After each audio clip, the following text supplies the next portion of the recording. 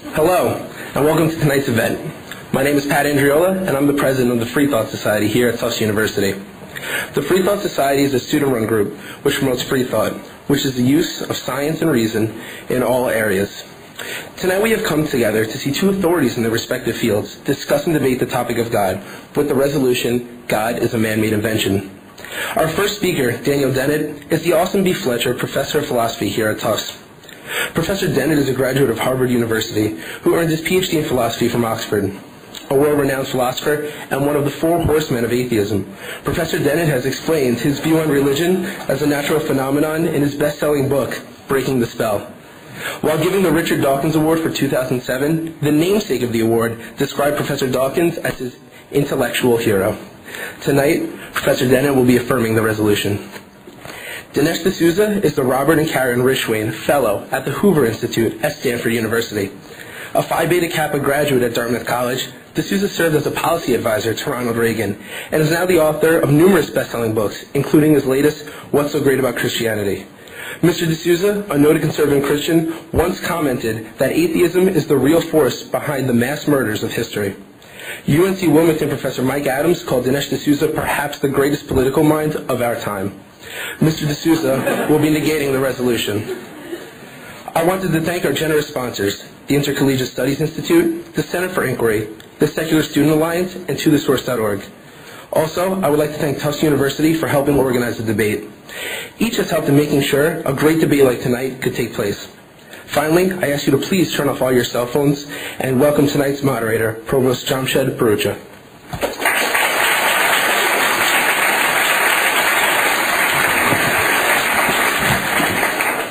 Good evening. This is really Tufts at its finest. We have in store for us a spectacular debate involving two of the most distinguished authors of our time. One of the great privileges of education, and certainly of being a student at Tufts, is that you get to witness something like this, and you have an excuse not to be writing your papers and studying for your exams. Both authors and speakers tonight really have had an impact that goes way beyond what is typical either of an author based at a university or a writer who's not. We have one of each in this group. And they've come really from very, very different tracks. And so I think it is particularly interesting that we should see these two come together to debate. Let me tell you a little bit about the format. We will start with up to 25 minutes from each speaker. We will start with Dan Dennett, who will take the affirmative position, and then we will start. Then we will go to Dinesh D'Souza, who will take the negative, and then there will be a 5-minute rebuttal by each one, and then a second round of rebuttals. Okay, so really 4 sets of 5 minutes each, and I will time them.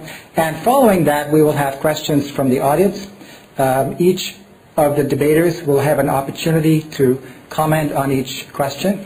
And I would urge you, as you plan your questions, to make sure that, number one, they are indeed questions, and number two, that they are very brief. And I can assure you that our debaters as well will try to be brief in their responses so we can get as many questions in as we can. So after the Q&A, which we will try to end around 9. If it spills over a little bit and people are still, steamed up and ready to go, we might go a little bit beyond. The speakers are willing to do that, but not too much beyond 9 o'clock. There will be a book signing outside, and one of our student organizers will be up here to make some closing remarks. I want to finally close by congratulating our students for really organizing this event. Things like this are absolutely the best if they're by students, for students. So thank you all to the students. And now let's begin with Dan Dennett.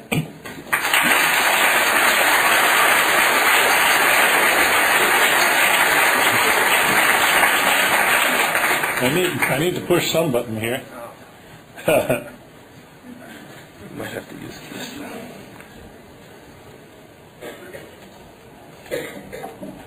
I'll get out of the way. There we go. And this is all right. Okay. Everybody can hear? Thanks very much, Jamshed. I'm delighted to be here.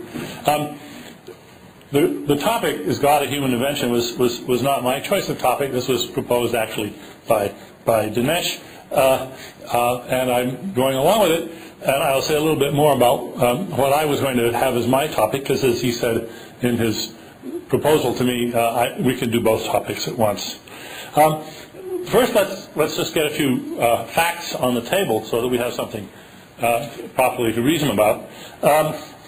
Here you see a map of the world, and it just shows, this is, I suppose, somewhat out of date. It shows the world's religions color-coded, so Islam is in green, and Buddhism is in purple, Hinduism is in brown, Christianity is in yellow.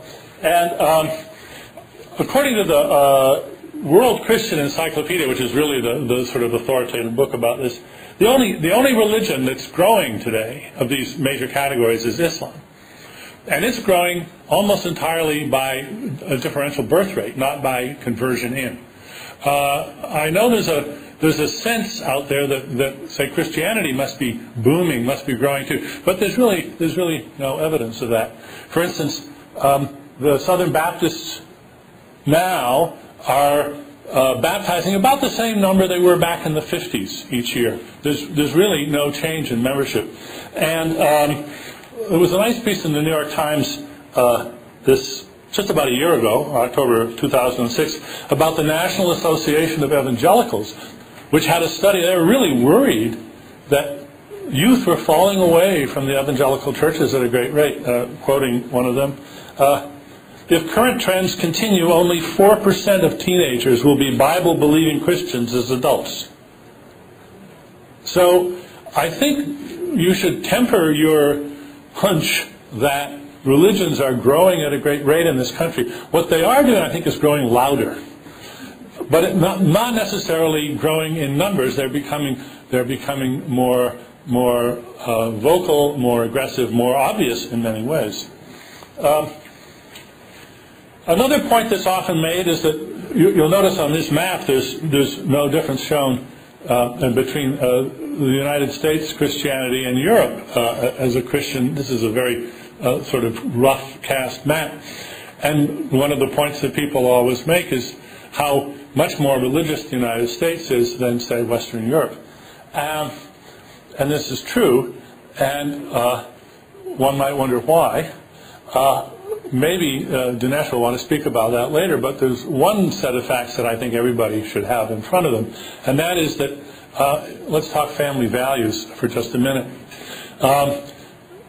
If you compare the United States with Western Europe, the homicide rate is much higher here than there. The sexually transmitted disease rate, much higher here than there. Teen pregnancy rate, higher here than in Europe.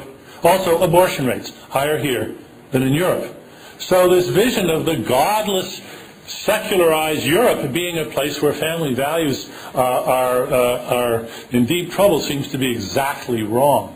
Now, maybe we're more religious because we have to be, because we're such sinners, but there might be other explanations of that. Now,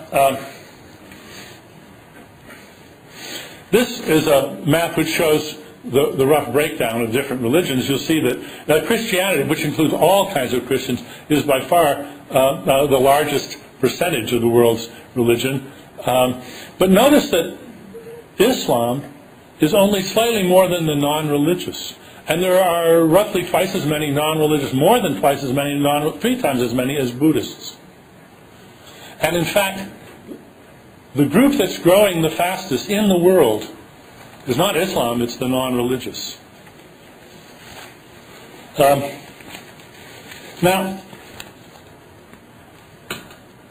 I like facts like this, and I think everybody should know them because there's some surprises. I think probably some of these already are facts that you didn't have under your belt.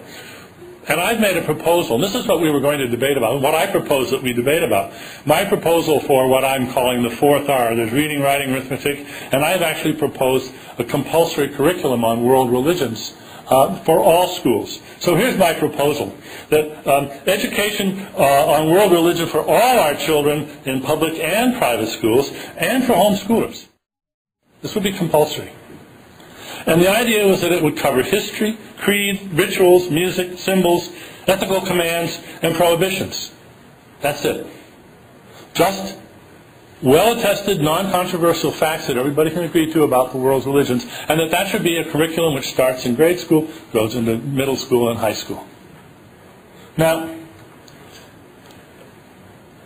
I believe as strongly as anybody in the principle of freedom of religion. So notice that this in no way violates freedom of religion. As long as you teach your children this curriculum, you can teach them anything else you want. Anything else you want, provided it doesn't disable them from further informing themselves. So it honors the principle of freedom of religion. Now, I've been discussing this proposal since I put it in my book for 1.5 years now, and I've had the support, actually, of a lot of even right-wing Christian leaders who say, this is great, yeah, we're all for it. But Dinesh is on record as opposing it. Here's what he has to say. He says, Daniel Dennett urges that the schools teach religion as a purely natural phenomenon, and then he goes on to say, by this he means that religion should be taught as if it were untrue. Oh no. That's not what it means, and I've never said that. And this is simply a misrepresentation by Dinesh. I expanded on my point on the blog on faith, which some of you may have seen, and I thought it was such an obvious implication that I put it in parentheses. I said, notice that the truth or falsity of any religious doctrines would not be included in the curriculum, since not a single point of religious doctrine is agreed upon as straightforward fact by the world community. So Dinesh has misrepresented my position, and maybe that's why he is opposed to it. I don't know. Maybe now that he understands it better, he'll be in agreement of it. We'll see. Now, my reason for this is not the reason he suggests. He thinks I'm trying to wipe out religion. On the contrary, it's my recommendation for how to preserve the best in religion and get rid of just the stuff that we all want to get rid of, the toxic stuff. And it's a rather simple argument. All religions have toxic versions therein. That is, there are anti-social, fanatical elements in every major religion, in Hinduism, in Islam, in various kinds of Christianity, and so forth. And as near as I can see, this is an empirical claim. I haven't done direct research on it, but combing the literature seems to me pretty clear. All toxic versions depend on the enforced ignorance of the young. It's only by keeping your young people ignorant of other religions that you can preserve this. So my sort of public health measures say just don't permit that enforced ignorance to go on. Informing the young, we inoculate them against toxic forms of religion. And my understanding of this is as follows. A religion that can survive under this sort of free information deserves to survive. It's a benign form of religion. Let it flourish. And a religion that can't survive without the enforced ignorance of the young deserves to go extinct. But I don't know. Maybe Dinesh disagrees with that. We'll see. He quotes me. This is something Dinesh does in his book. He quotes in a context of disparagement, but you're never quite sure if he agrees with what he's quoting or not.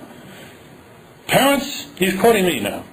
Parents don't literally own their children the way slave owners once owned slaves, but are rather their stewards and guardians, and ought to be held accountable by outsiders for their guardianship, which does imply that outsiders have a right to interfere. I stick by that. I think that's true. And I want to know, does he dissent from this statement? He presents it as if he disagrees. I'd like to know, does he actually dissent from this statement? So what kind of facts would we teach in this curriculum? I'm just going to whirlwind tour the facts. What do you suppose this is? This is several million people on the banks of the Ganges River as seen from outer space, one of the largest congregations of human beings ever in history. Now that's a really interesting phenomenon that cries out for an explanation. What on earth explains such an amazing congregation of bipeds? Well, it's, of course, this is a Hindu country, and the Hindu religions are older than Christianity, older even than Judaism. And they, unlike say Christianity, they don't have a sort of single founder. Their name for the highest god is Brahman, and everybody has a soul, an Atman, and if you perfect and purify your soul, that's nirvana, and you become one with Brahman. But in addition to Brahman, they have lots of gods. They have, for instance, Ganesh, the Indian god, and Lakshmi, the god of light, and they have avatars, which are gods come to earth, and they have names that are familiar to you, I'm sure, such as Krishna and Rama. And they have their holy texts, the Upanishads and the Vedas and so forth. And then you know also about the sacred cows. Even meat eaters in India, by and large, don't eat beef. They may eat other animals, but beef eating is pretty well out for the people in India. Except, I guess, for Christians, like the Christians in India. Now, then, moving along very quickly, here we have Islam. By the way, this is not a picture of Muhammad. As you know, they don't like to have pictures of Muhammad. That's Ali, his son-in-law. And it was the murder of Ali way back in 662, in the very early days of Islam, which led to the split, which we know today as the Sunnis and the Shias. Ali was the fourth caliph. As you know, Muslims are supposed to pray 5 times a day. They're forbidden to drink alcohol, and they hope to make a pilgrimage to Mecca, as you see in the pictures. Then we have the various brands of Christianity: Roman Catholicism and Russian Orthodoxy and Greek Orthodoxy and Protestant denominations by the hundreds and hundreds and hundreds. And just for local color, I put on the top, on the right there, the mother church of the Church of Christ Scientists right here in Boston. And then down in the lower right-hand corner is the Mormon Tabernacle.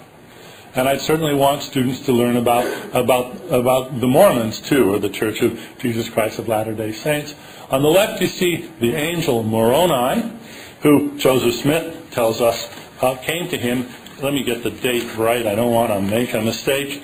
In 1823, on the 21st of September, the angel Moroni appeared to Joseph Smith, and then he came back 4 years later with what I'm reporting, of course, is not, this is Mormon doctrine, Mormon creeds. I'm not saying it's true. I'm just saying this is what Mormons believe.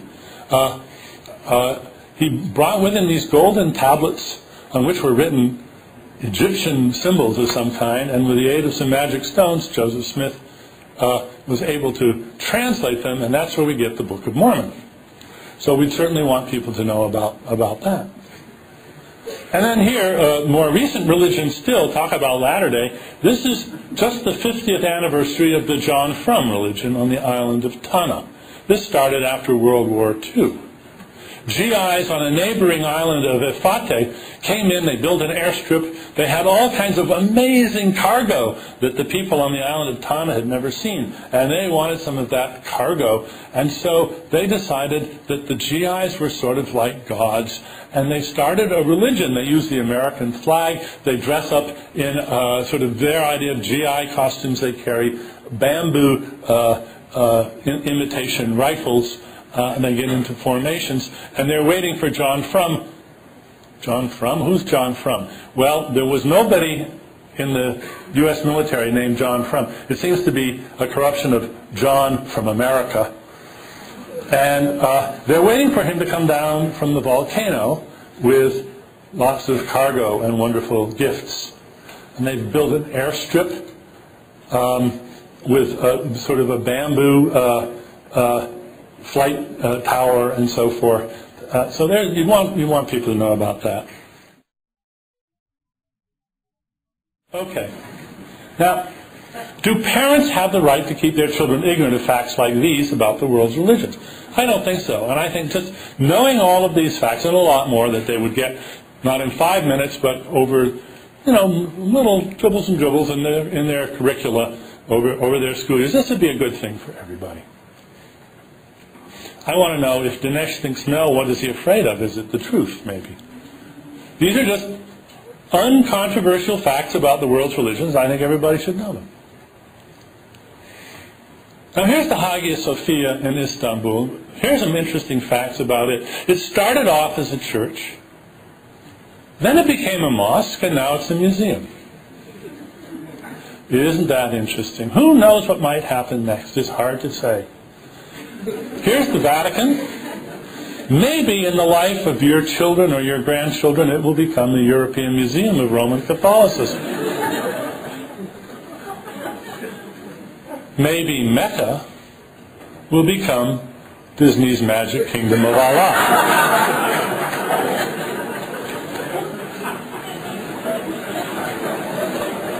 Who knows?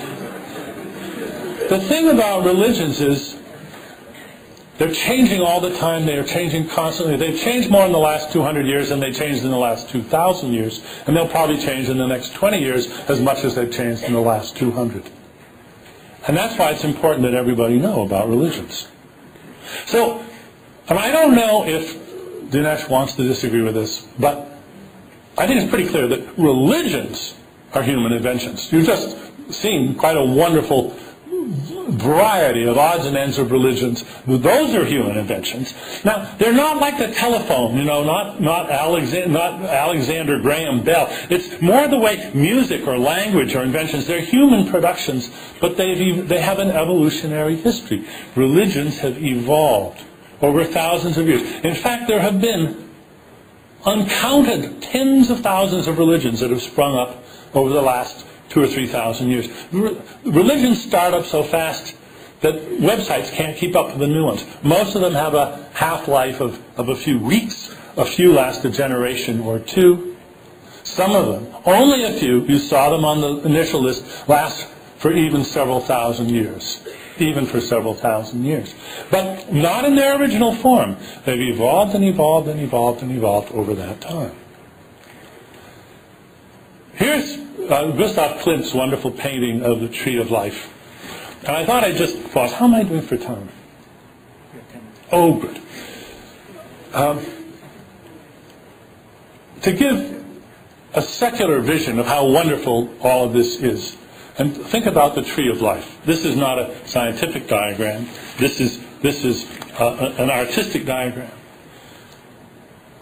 Every plant, animal, bacterium, fish, bird, all of these things have evolved, descended from unicellular organisms that first appeared on this planet over 3 billion years ago. Not only the organisms, but the coral atolls and the beaver dams and the spider webs and the cities and the canals and the churches and the cathedrals and the forts and the bridges. All of these things are fruits on the Tree of Life. And over that period of time, they have become excellent, beautifully designed, sometimes with a lot of human intervention, sometimes not. They have all evolved, and it's all just wonderful. It is fantastic. I look around, and I am so glad to be alive. This world is so full of just plain wonderful stuff. And from a sunset to a musical performance. And I wish there was somebody to whom I could properly express my gratitude for all of this wonderful stuff. But there isn't. There's nobody the appropriate recipient of my thank you. So what I do instead is I just thank goodness. The very stuff that I'm just marveling at. There is all this goodness, and it's not just good bridges, good wings, good eyes, good tools. It's morally good systems of law. There is moral goodness in addition to engineering goodness, in addition to the goodness of a good baseball player or a good antelope. There is the goodness of human morality. And all of these things evolved. Where did it come from? It bubbled up from below. Now, this is a hard idea for a lot of people to understand. This is a page from a creationist pamphlet. I love this. I got this years ago. Do you know any builder that didn't have any building that didn't have a builder? Yes, no. Do you know of any painting that didn't have a painter? Yes, no. Do you know of any car that didn't have a maker? Yes, no. If you answered yes for any of the above, give details. Take that, you evolutionist, you. This piece of propaganda is wonderfully, it wears its heart on its sleeve. It finds the whole idea that there could be anything, any examples, is just so laughable as to be a joke. And then along came Darwin, and he showed exactly that it wasn't a joke at all. Darwin's great idea was written about just a few years later by Robert Beverly Mackenzie. I love this quote, so bear with me.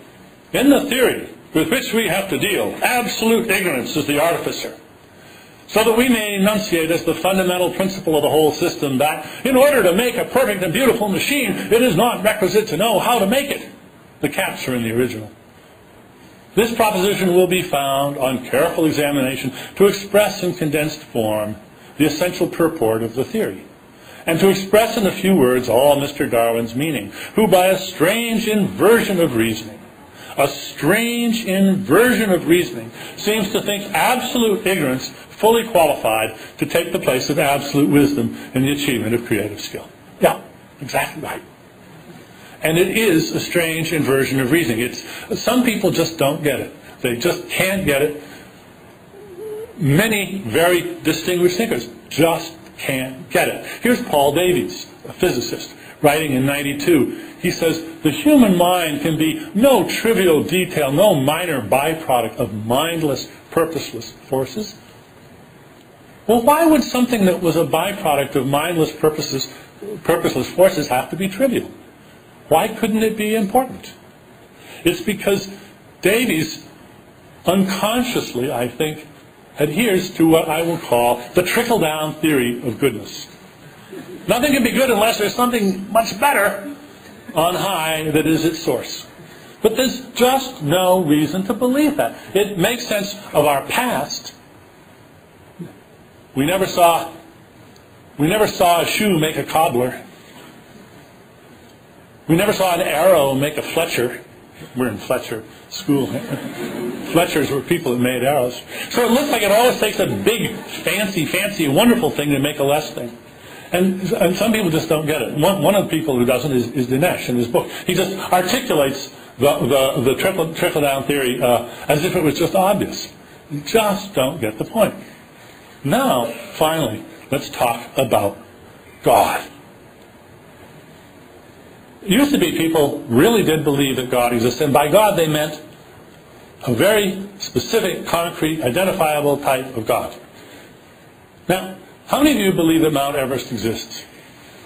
Good. How many of you can pick Mount Everest from these four pictures? I thought not. Yeah, we've got one or two people. Yeah, it's amazing. You can know that Mount Everest exists and not be able to pick it out. That's okay. So maybe something like that is going on with God. But in fact, I think what we see is an evolution of the concept of God. It starts off like Mount Everest. It's a really very grand and concrete, it's Yahweh, who's basically modeled on a warlord, a triumphant, militaristic, jealous, demanding leader. And then this is gradually turned into the ground of all being. What's that?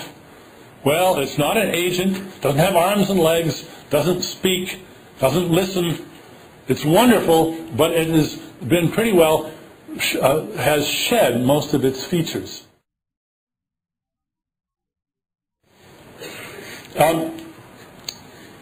To the point where Peter de Vries, the novelist, wrote a novel where he had a character, an ultra-liberal minister, said, "It is the final proof of God's omnipotence that he need not exist in order to save us." That's the Reverend Mackerel in the Mackerel Plaza. So that's deliberate comedy, but sometimes truth is funnier than fiction. God is so great that the greatness precludes existence. That's from a book by Raimundo Panikkar, and it is deadly serious. So what we've seen is that the picture of God has gradually become more and more foggy. It's lost its detail. I'm going to close then with just one puzzling quote from Dinesh's book. He says, in that disparaging tone of his, that I fear that a toxic religious mania could end human civilization overnight. Well, I do.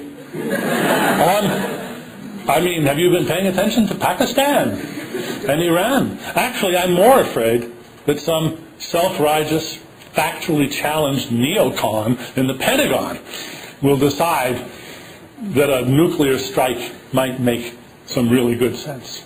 So I want to know, don't you? Don't you fear this? Because I really do. Now, I'm going to end then with some questions for Dinesh. I really do want to know if he approves of my proposal for compulsory education on world religions. And if not, why not? And I want to know if he will apologize for misrepresenting it. And I want to know, does he fear that religious conviction might lead to a nuclear attack? And if not, why not? And I want to know if he agrees that John Frum, Ganesh, the angel Moroni, and the angel Gabriel are human inventions. And I also want to know, because he's not clear where he stands on evolution. Do you agree that our planet has had life for billions of years, that all life forms are descended from unicellular ancestors on the tree of life? Those are questions for Dinesh to answer. Thank you very much.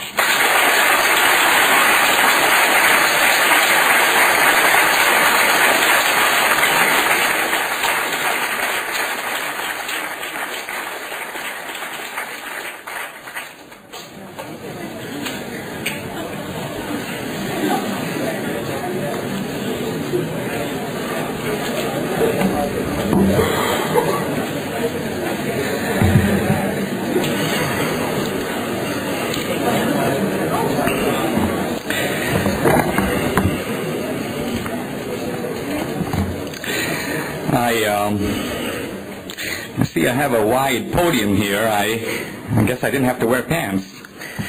Well,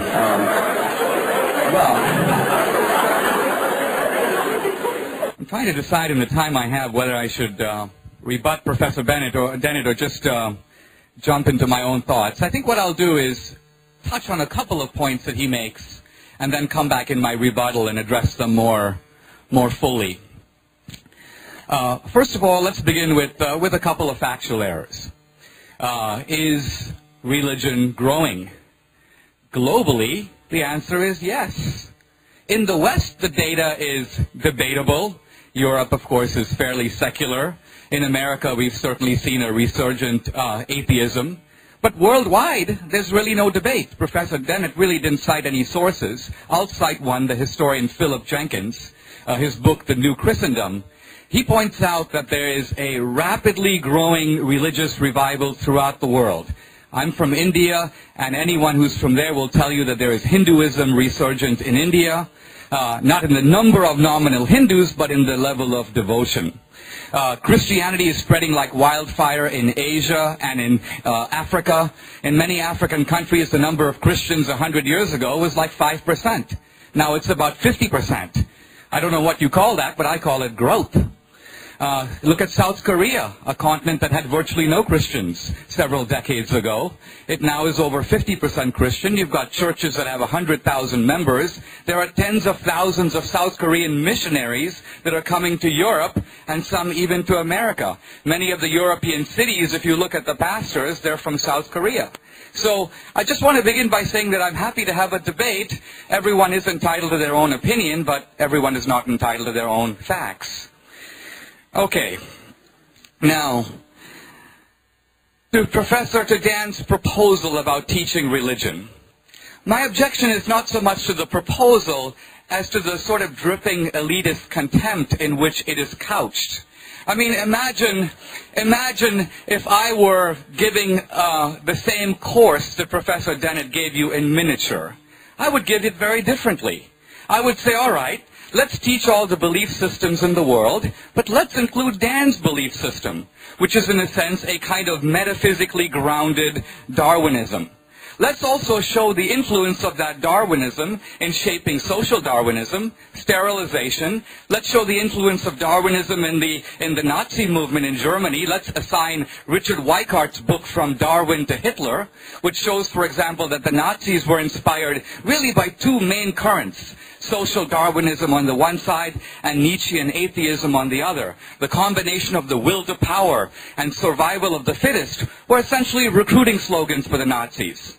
I would moreover say that instead of crying crocodile tears about the Inquisition, which occurred 500 years ago, and in which over the space of 350 years, some 2,000 people were killed, which apparently keeps Dan awake at night, let's focus a little bit more on the crimes of atheism, which didn't occur in ancient times. Let's not just focus on the Salem witch trials. We can pick up the tourist guide and realize that despite Arthur Miller's play, the number of people killed in the Salem witch trials was precisely 18. Now that is 18 too many, I'll grant you, but it doesn't even compare to what atheist regimes have done, again, not in ancient times, but in our own lifetime, in the last century. I'm not just talking about Mao in China or Stalin in Russia. I'm also talking about Pol Pot. Here's a guy in the space of 3 years who killed 2 million people. What about Ceausescu, Enver Hoxha, Fidel Castro, Kim Jong-il? Atheist murders in the name of atheism are still going on. Now, Richard Dawkins, in his book, The God Delusion, says, oh yes, but the religious crimes were in the name of religion, but the crimes of atheism were not in the name of atheism. This is kind of what happens when you let a biologist out of the lab. Because here is a guy who has apparently a zero comprehension of history. All you have to do is open up the Communist Manifesto. All you have to do is look at the atheist regimes, which said very explicitly, we want to create a new man and a new utopia, freed from the shackles of traditional religion and traditional morality. So even bin Laden in his wildest dreams could not begin to rival the body count of atheist regimes, which begins not in the thousands or the tens of thousands, but in the millions and the tens of millions. An ocean of blood and a mountain of bodies produced by atheism in recent history. Now, so I think we should include all that in the course. I think it would be a valuable factual addition to what our children should learn. Now, what about this idea about, is God a man-made invention? Professor Dennet, Dan, says that there is not a single point in religious doctrine that has any factual basis whatsoever. I'm really not sure what he means by this. I assume the Ten Commandments, for example, would count as religious doctrine. I would grant you that the first three commandments are in the theological sphere or the sphere of revelation.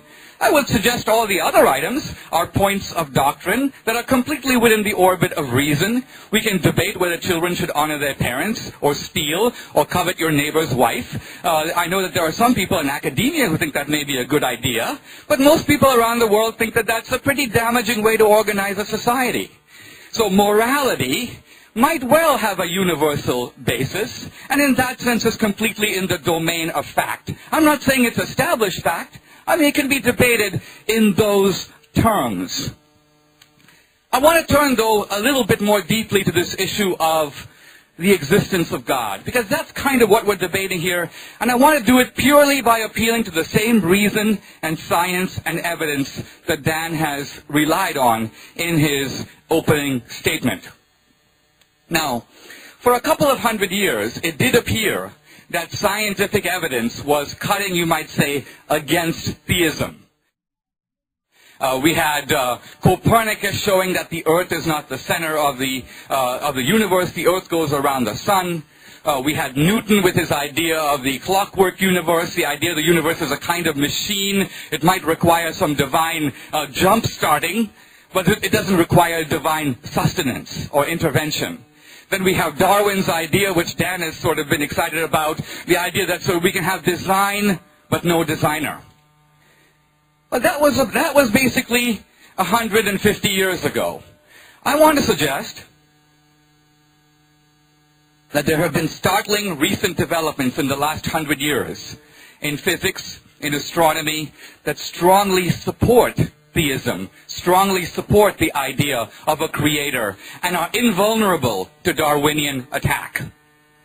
Let me begin the story sort of this way. About 1,500 years ago, somebody posed a question to the church father Augustine, a very interesting question, which goes kind of this way. When you think of time, time goes back, but no matter how far back it goes, you can always think of it going further back. So if you say 5,000 years ago, someone could say 5,001 years ago. 1 million years ago, 1,000,001 years ago. It's kind of impossible to think of time as having any kind of a beginning. You can always retreat further into the past. And the question for Augustine was very simple. Could God have created the universe? And if he did, what was he doing before that? How did God occupy his time prior to creating a universe? And to this question, Augustine gave an astounding answer.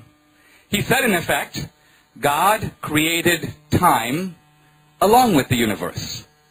In other words, before the universe, and we have to put the word before in quotation marks, there was no time. Once upon a time, there was no time.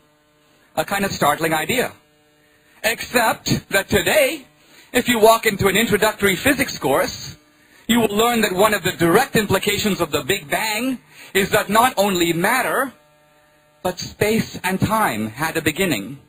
In other words, one of the implications of the Big Bang is that not only did all the stuff of the universe, but space itself and time itself come into existence at a discrete point, what scientists call a singularity.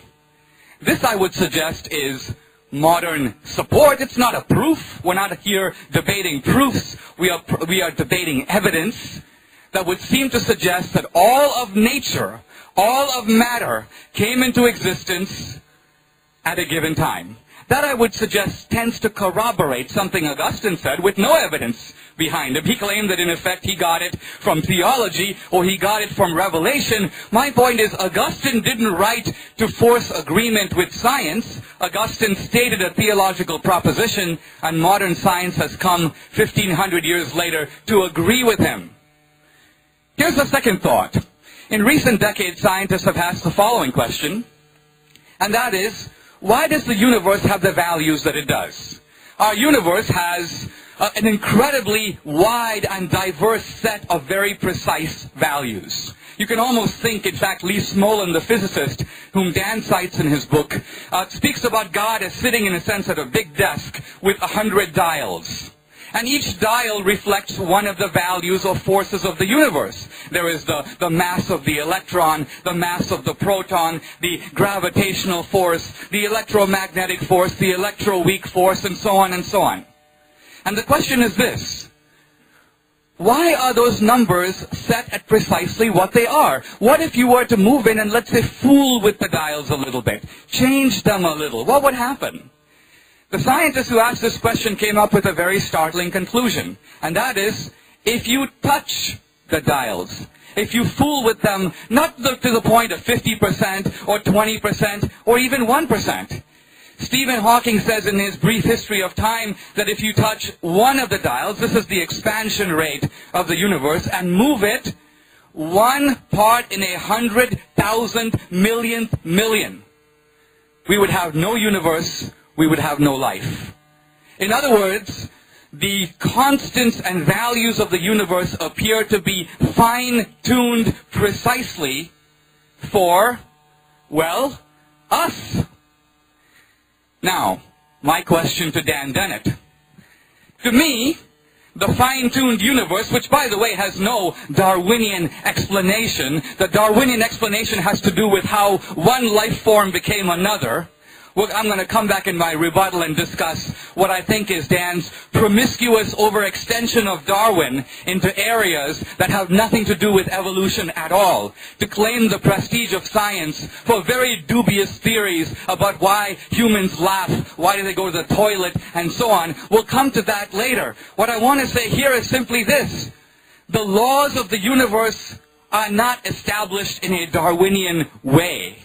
And yet, what is the atheist explanation for how they came to be what they are? Why is the universe apparently fine-tuned for life? It would seem, Occam's razor, the logic of simplicity, would seem to say, a creator designed it that way.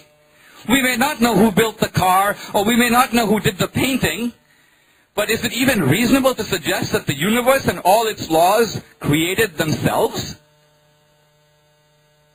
Let me put it a slightly different way.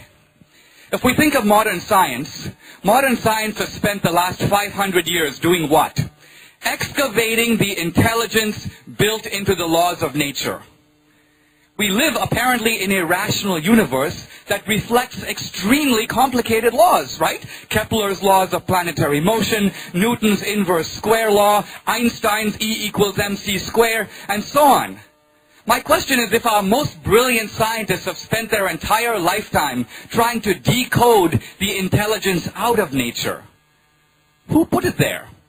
Or if not, a good question for Dan, how did it get there?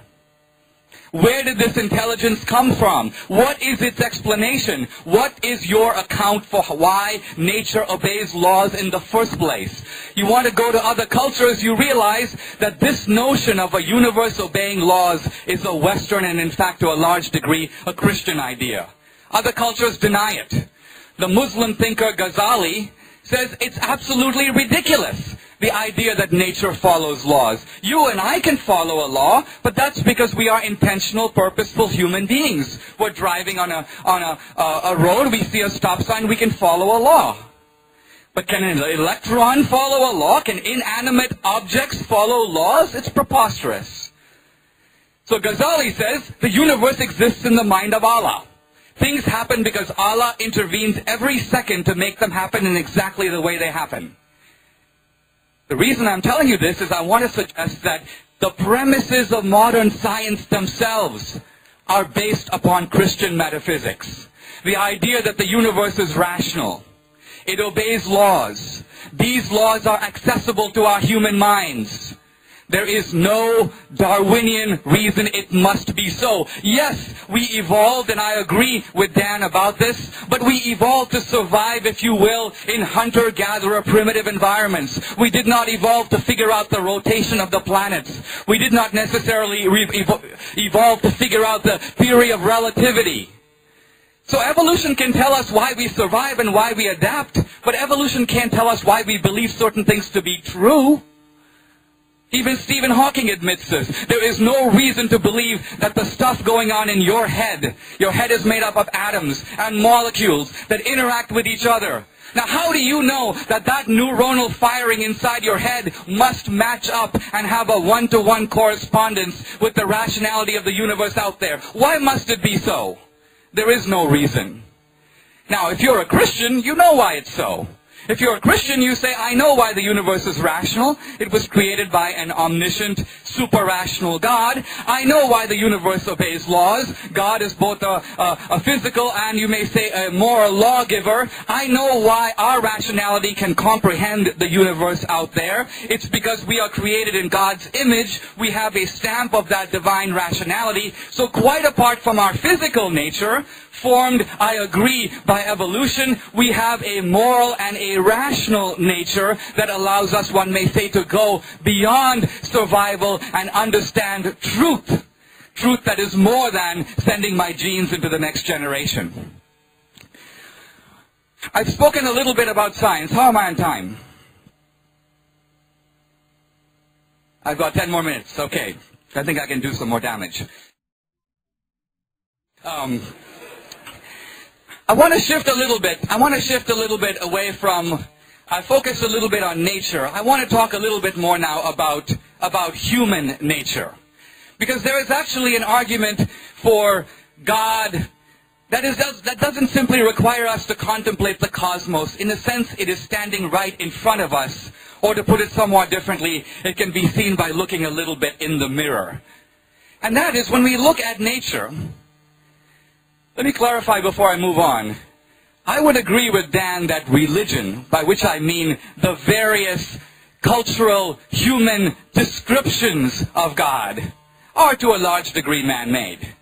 After all, we are dealing with the sphere of experience, or we are dealing with a sphere of truth that lies beyond human experience. I think really, in some senses in this debate, both Dan and I are, in some senses, a specialized sense, we are both agnostics. And what I mean by that is we are debating a question for which there is not and cannot really be decisive empirical evidence. If I were to say to you, is there life after death? How could we figure this out? Dan might say, well, I don't see any evidence that it's so. Well, what kind of evidence are you waiting for? You want dead people to come back to life and stand up in court and give testimony? Is that what you're waiting for? Then you'll believe? No. All right.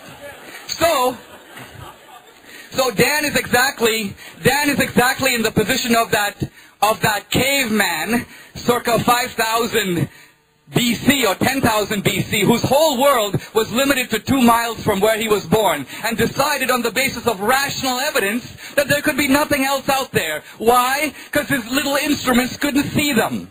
In other words, how hubristic and narrow-minded of us to assume that all the available information we have now, that's it. That's all we know. And what we don't know can't possibly exist. It's ridiculous. It would have been absurd if we had believed that in the past. Imagine if other scientists had believed that 500 years ago.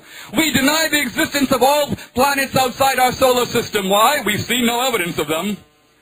This is Dan Dennett circa about 1450. All right. Here's the point I want to get at. We have nature, but we also have human nature, and that's us. And we know that although we are part of nature, we are made up of atoms and molecules, we are a little different than the rest of nature in one key respect.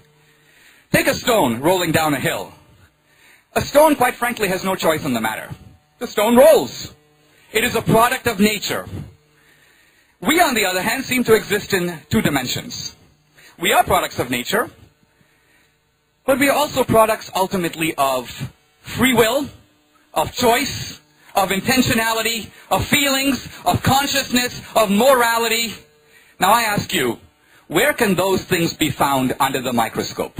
Have you ever seen consciousness? No. Dan Dennett argues, because he can't see it, it doesn't exist. It's kind of an illusion. It's ultimately a sort of projection or epiphenomenon of material things. Everything has to be reduced to the material. Why? Because ultimately our great wide universe has to be truncated in a Procrustean way to make it fit with materialist morality. Half of our experience, the entire subjective dimension, has to be cancelled out.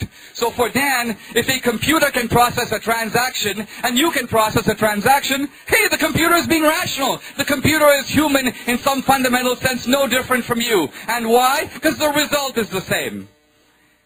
Now, I think this is a bit of foolishness that it really perhaps takes a non-academic to see. In other words, we have knowledge of nature not just from the outside. We are like stones. But we also have choice. Here I am participating in this debate, and our debate is based on free exchange of ideas and free will. I mean, I could put this microphone down and go sit down. Is the firing of my neurons in my head determining my decision? Is it telling me one way or the other? No, I can go either way. I speak, I stop. So the dimension of free will would seem to suggest that there is a part of us that one may say can override the laws of nature. Now, in what way? Obviously, if I throw this microphone, its trajectory, its parabola-like motion, it will fall to the ground in obedience to the laws of gravity. I admit all that. But my decision to throw it, I would suggest, is undetermined. And why? Think about it. Imagine if all our actions were determined. If that were true, there would be no point in having this debate. There would be no point in us having universities. There would be no point in having morality, because you could never just say to someone, you shouldn't do this, you mustn't do that, this isn't right, because they would answer, what choice do I have in the matter? You can't go to Hitler or the Nazis and say, you shouldn't wipe out an entire population, because they would say, well, my neurons made me do it. Ultimately, I want to suggest that this materialist morality, and Dan is about as clever as anyone in camouflaging it, disguising it, trying to show that ultimately he does believe in consciousness even though he defines it differently. He does believe in free will even though he defines it differently. Everything is ultimately defined differently. And why? To fit in with this narrow materialist morality. And this brings me really to a key question.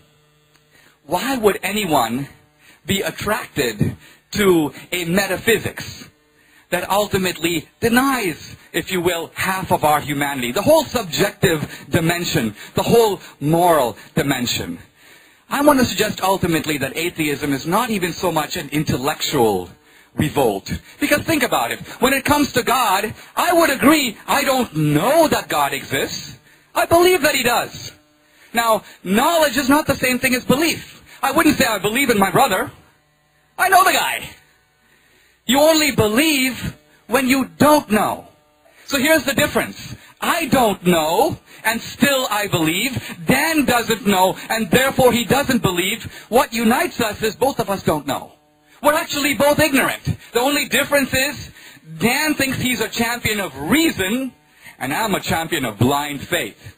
No, we are both reasoning in the dark. The only difference is he won't admit it. I am saying that ultimately the decision to embrace God is not even just a matter of reason. It's ultimately also a matter of choice. And why? The reason was given by Pascal. He said a long time ago that there are some things in life for which you'll never have the evidence. You've dated a woman. You've gone out with her for 5 years, 10 years. I submit that there's no amount of dating that can convince you what life with her will be like for the next 50 years. There's no way to know. So you can say, well, you know what, I'm going to be an agnostic. I'm going to wait for the data to come in. Well, if you're an agnostic in that sense, she will marry someone else or you will both be dead. You ultimately have to decide based on what you know whether you should propose, whether you should go for it. You've got to ultimately make that rational step. So faith is involved. But I'm suggesting that from the outset, it is a rational faith grounded in science, grounded in evidence, grounded in experience, and ultimately asking, what kind of society do we want to be part of? Is there a reason to believe in a transcendent basis for the world? How did it come to be? For us, why are we here? At the end of the day, this is a matter of what Pascal called the wager. And by the wager, what he meant was you can bet on God. And he said, if you're wrong, what's going to happen? Well, you've made a metaphysical mistake.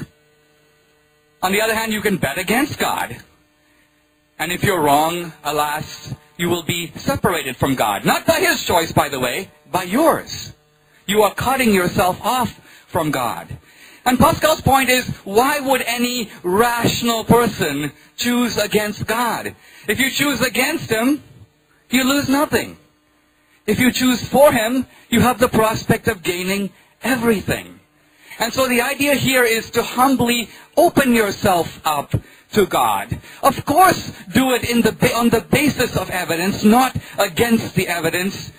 But the idea is that if you do, ultimately, you might come to see that not that God is a human creation, but we humans are a divine creation, are the product not only of divine intelligence, but to some degree also of divine love. Thank you very much.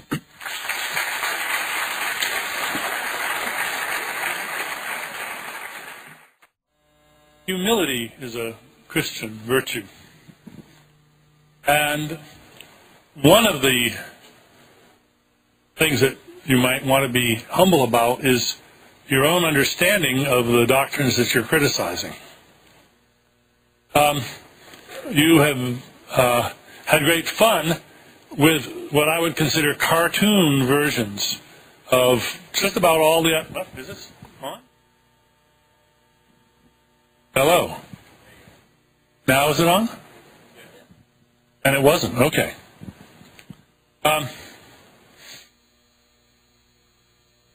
Sometimes the way people understand things is by rewriting them in their own terms and then saying, oh, well, what a crazy idea that is.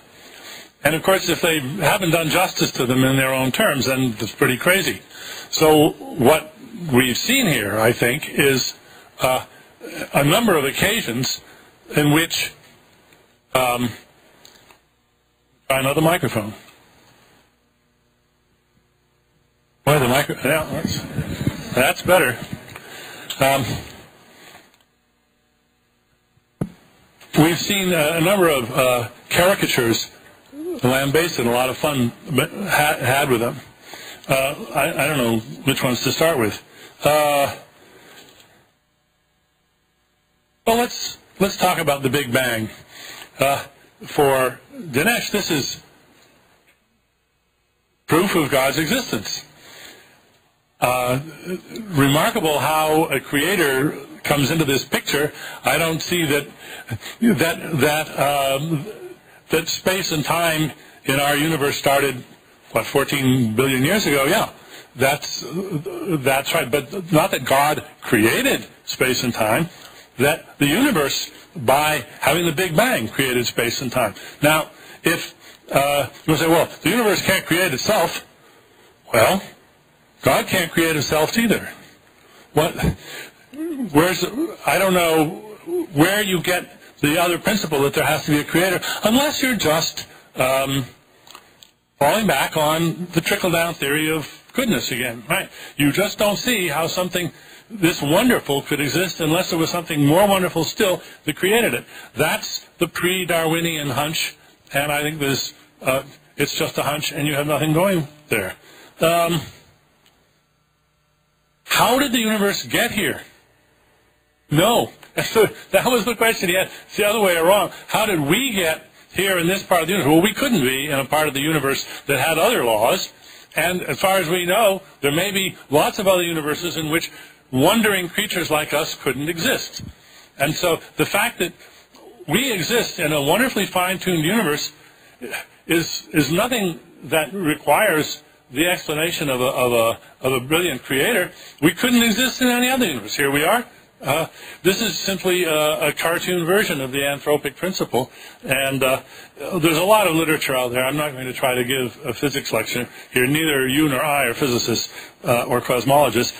If Alex Valenka were here, I'm sure he would be willing to fill in that detail. More important to me, I think, is let's see, all of these different points. Well, let's go back to your opening numbers of atheist murders. Yes, the number of people killed by atheists in the 20th century is terrible. But first of all, notice that the regimes that you're talking about were themselves sort of proto-religions. In fact, it occurred to me, let's think about Stalin for a moment. Was he an atheist? You might say, well, of course he was an atheist. No, on the contrary, I think in a certain sense, he wasn't an atheist at all. He believed in God. Not only that, he believed in a God whose will determined what right and wrong was. And he was sure of the existence of this God, and the God's name was Stalin. And he created a cult of worship and of refusal to tolerate any disagreement. And this is in fact the way religions used to start in the old days. If we look at Kim Il-sung in North Korea, I think we see a good case of that too. Oh my, there's so many points to talk about.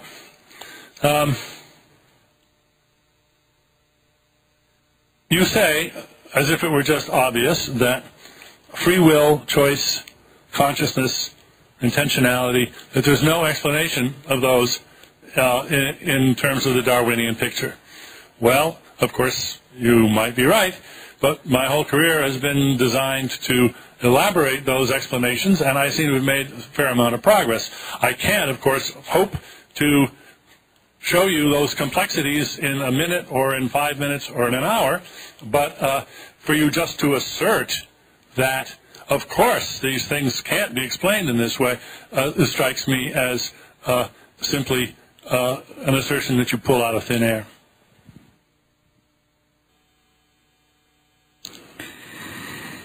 Well, in your book, Breaking the Spell, Dan makes, I think, a very useful you may say, rule of fairness. He's talking about atheism, he's talking about religion. And he basically says this. He says every time somebody accuses a religious dictator of doing something bad, all the Christians basically say, oh, but it wasn't me, it wasn't Christ, he didn't teach that, and so on. To which Dan has the following answer, which I think is worth taking seriously. He says, wait a minute. He goes, religion has got to take responsibility for the crimes committed in its name. I cite this in my book. He says if someone kills in the name of Allah, Islam's going to have to take a bit of responsibility for that. If Hamas or Hezbollah does it, you can't just say, well, they weren't being true Muslims. They think they were. And I agree with Dan's principle. But then I notice that when it comes to atheism, he tries to dodge it. Because if it is true that the ordinary, mild-mannered Christian has got to take some responsibility, even for the Salem witch trials, even for the Inquisition, even for the Crusades, then I maintain that the ordinary, mild-mannered atheist at the Tufts Free Thought Society has to take some responsibility for Pol Pot and for Stalin. These guys were committing their crimes in the name of it. You can't just say, well, they sort of resembled religion. Now you're basically saying religion must take the blame not only for what's done in its name, but also for what's done in the name of atheism. This is a totally bogus form of reasoning. So, let me turn. So if the Christians have to take responsibility for Torquemada, poor Dan's going to have to take some responsibility for Stalin. That's just the way it is based on his principle. Now, let's talk about the Big Bang. Very briefly. I don't want to get into a debate about physics. I just want to say something very simple. All of nature came into existence at a certain singularity. Before that, one may say there was no nature, so there can't be a natural explanation for the Big Bang, because the Big Bang encompasses all of nature. So here's my argument. It's very simple. Everything that has a beginning has a cause. The universe has a beginning. The universe has a cause. That cause we call God. That's my argument. Now, fine-tuning. Here's where we get into what I want to call faith-based atheism. Because we have the fact of a universe. And by the way, Dan, I think very cunningly tried to shift the argument, which is not an argument I made. I did not say that out of the millions of stars in our universe, it's very surprising that we have life on Earth. That can be easily explained. I never made that argument. My argument is that the entire universe, with all its galaxies and all its stars, has to be exactly as old as it is. The mass of the proton has got to be 1900 or 1836 times the mass of the electron, and slightly less heavy than the neutron. My point is the gravitational force, not just here, everywhere, has to be what it is for the universe and life to exist. That's the argument, so answer that one. Well, Dan backed up and tried to answer. You go, well, maybe, and it's a really big maybe, there are lots of other universes. And in fact, there are some cosmologists who say, well, maybe there are an infinite number of universes. And if there are an infinite number of universes, then our universe, however improbable, would in fact, at some point in the great cosmic rolling of the dice, at some point come up. This is what I would call, you may say in some version, the OJ cosmological argument. The DNA evidence points to me, all the other evidence points to me, but that's only in this universe. Maybe there are many other universes in which you, individual jurors, have killed your wives under new DNA evidence and under new laws. So why would you prosecute me in this provincial universe just because I did what I did in this local planet? Now look, I'm not saying that this is even untrue. I don't even mean to be making fun of it. What I'm really saying is it takes a lot of faith to believe it. Because what is the evidence for these other universes? Dan in his book actually cites this man, Lee Smolin, and his astronomical work. I just want to read you a line or two from Smolin.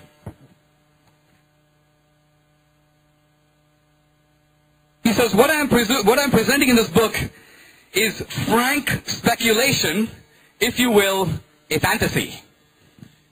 And then, later in the book, I must warn the reader that the ideas I've been describing, there is every chance they will not succeed. He admits in the book very easily, he is essentially engaging, he doesn't like the idea of God. He says that the fine-tuning of the universe seems to point to a supernatural creator, but we can't possibly go there because we're scientists and we have to look for a natural explanation. So he goes, this is the best stuff I can come up with. Now, okay, fair enough, but how about some humility on the other side? How about admitting that there is a lot about our universe that does seem to suggest that just as a car requires a car maker, and just as a painting requires a painter, the laws of nature do require some ultimate explanation. And that's all I'm saying. It opens up the possibility of a divine explanation. Thank you.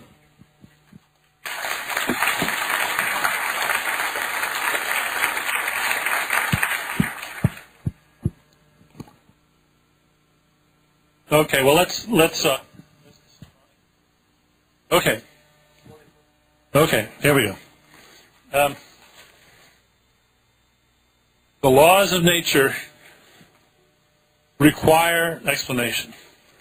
Well, at any one point we explain the laws we've got maybe with some other laws, and so it goes. And at any one point we have laws that we can't explain. That's certainly true. And by the way,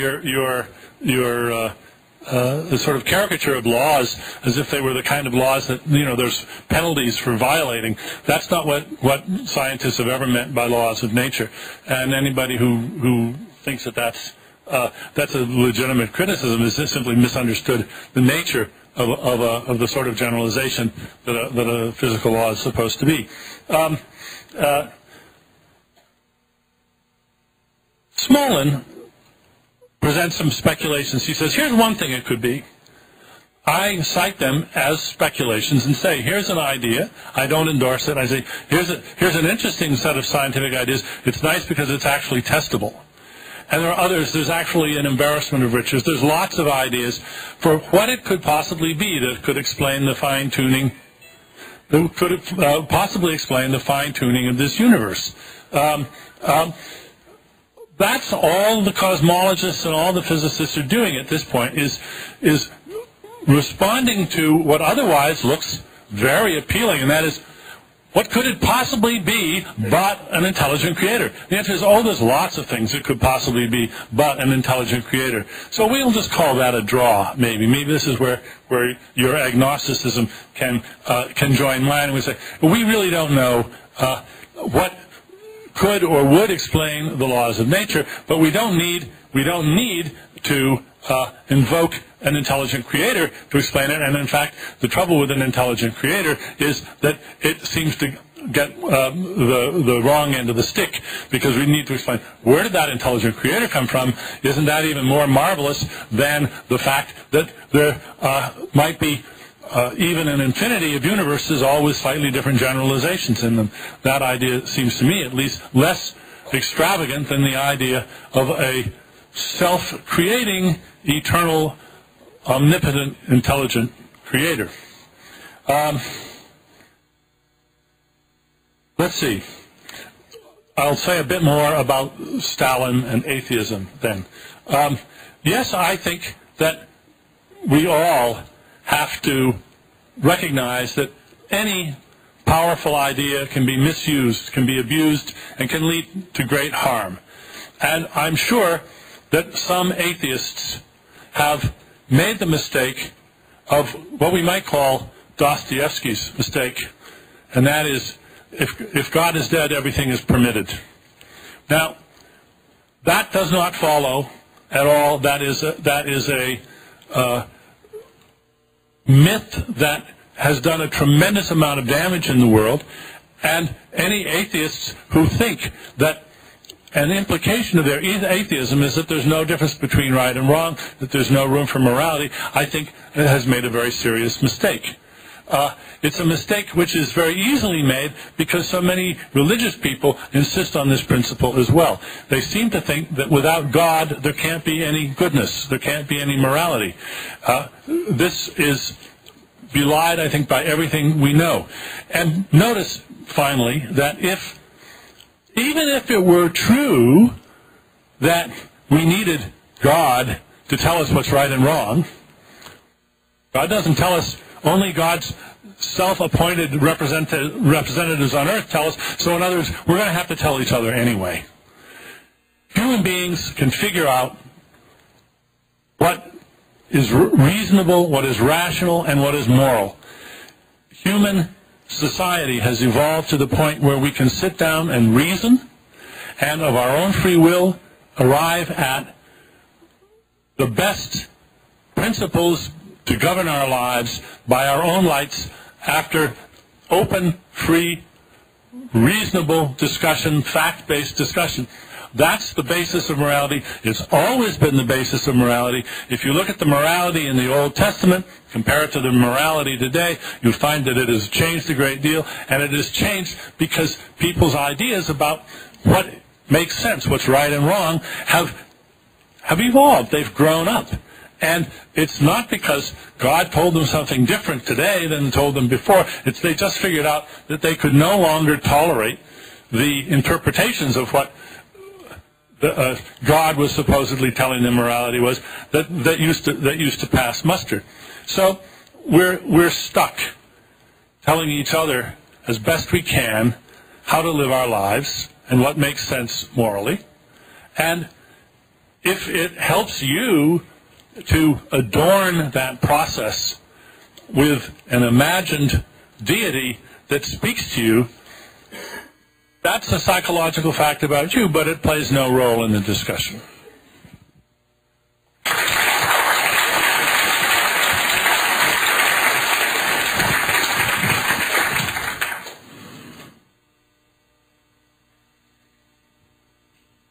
I've been trying to listen hard in this debate because I don't want this to be a mudslinging cartoon debate, but one in which we really try to engage issues.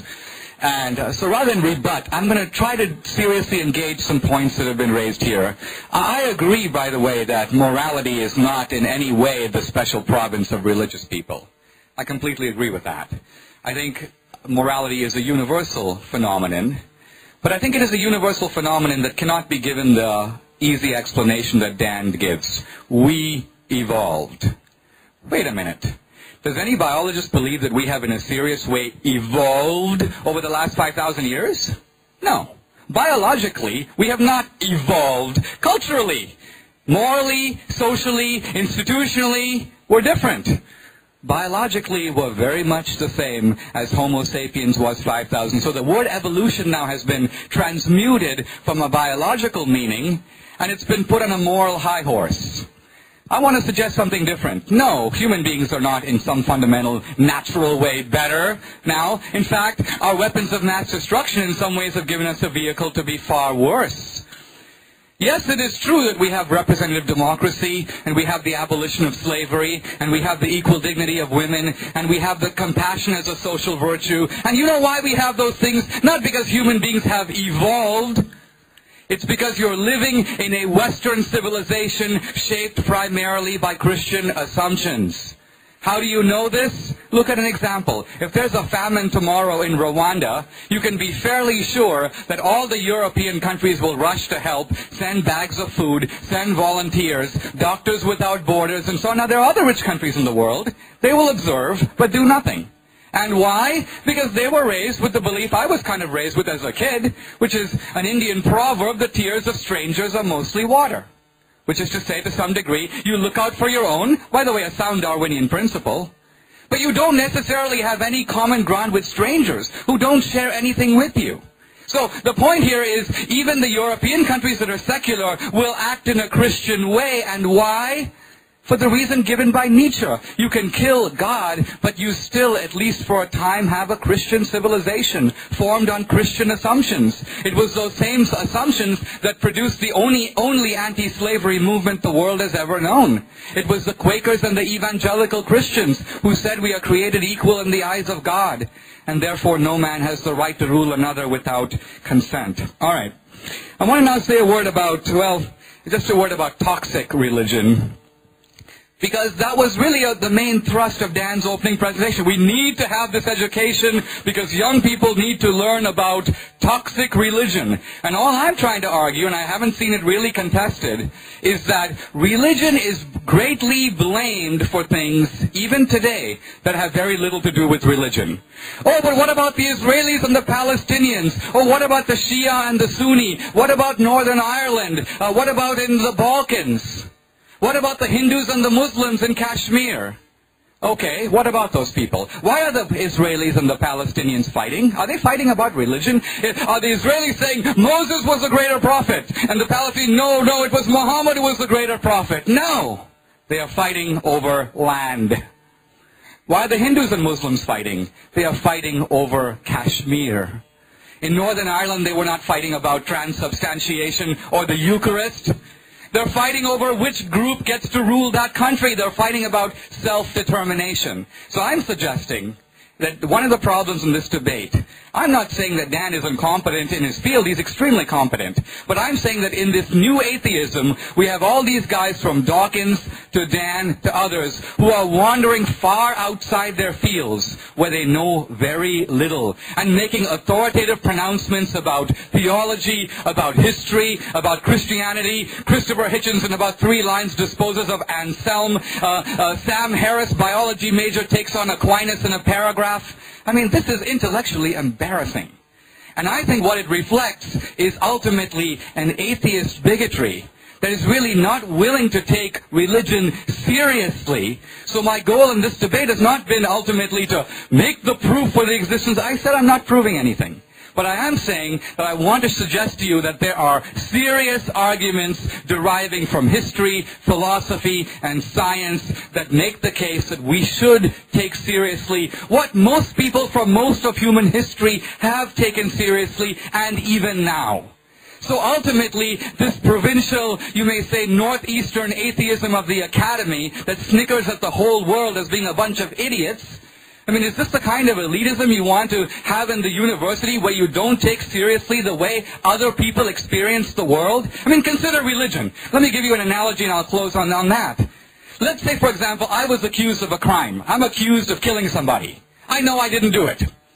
I come into court and Dan produces 5 pieces of evidence that say, here is the external evidence that you did it. Now, am I supposed to agree with that evidence, even though I know I didn't do it? In other words, my inward experience is of innocence. The external evidence as laid out is in front of me. All I'm saying is religious people experience the world and experience God as very real in their lives. It's no answer to them to say, well, we can find a guy who saw a UFO. Well, you produce 2/3 of people on the planet who see UFOs on a daily basis as the beginning of time, and I'll take those people seriously. So I'm suggesting that academically, we shouldn't think ourselves superior to everyone else. If you approach any other subject like race relations, imagine if I started making jokes and producing little quips about slaves with funny names and so on. You'd be appalled. And if I said that should be required teaching in the curriculum. After all, people have had very interesting attitudes toward race relations over the centuries. This is not intellectually serious, so to answer Dan's question, I agree with the spirit of his proposal. I just don't want him to be the guy doing it. Thank you.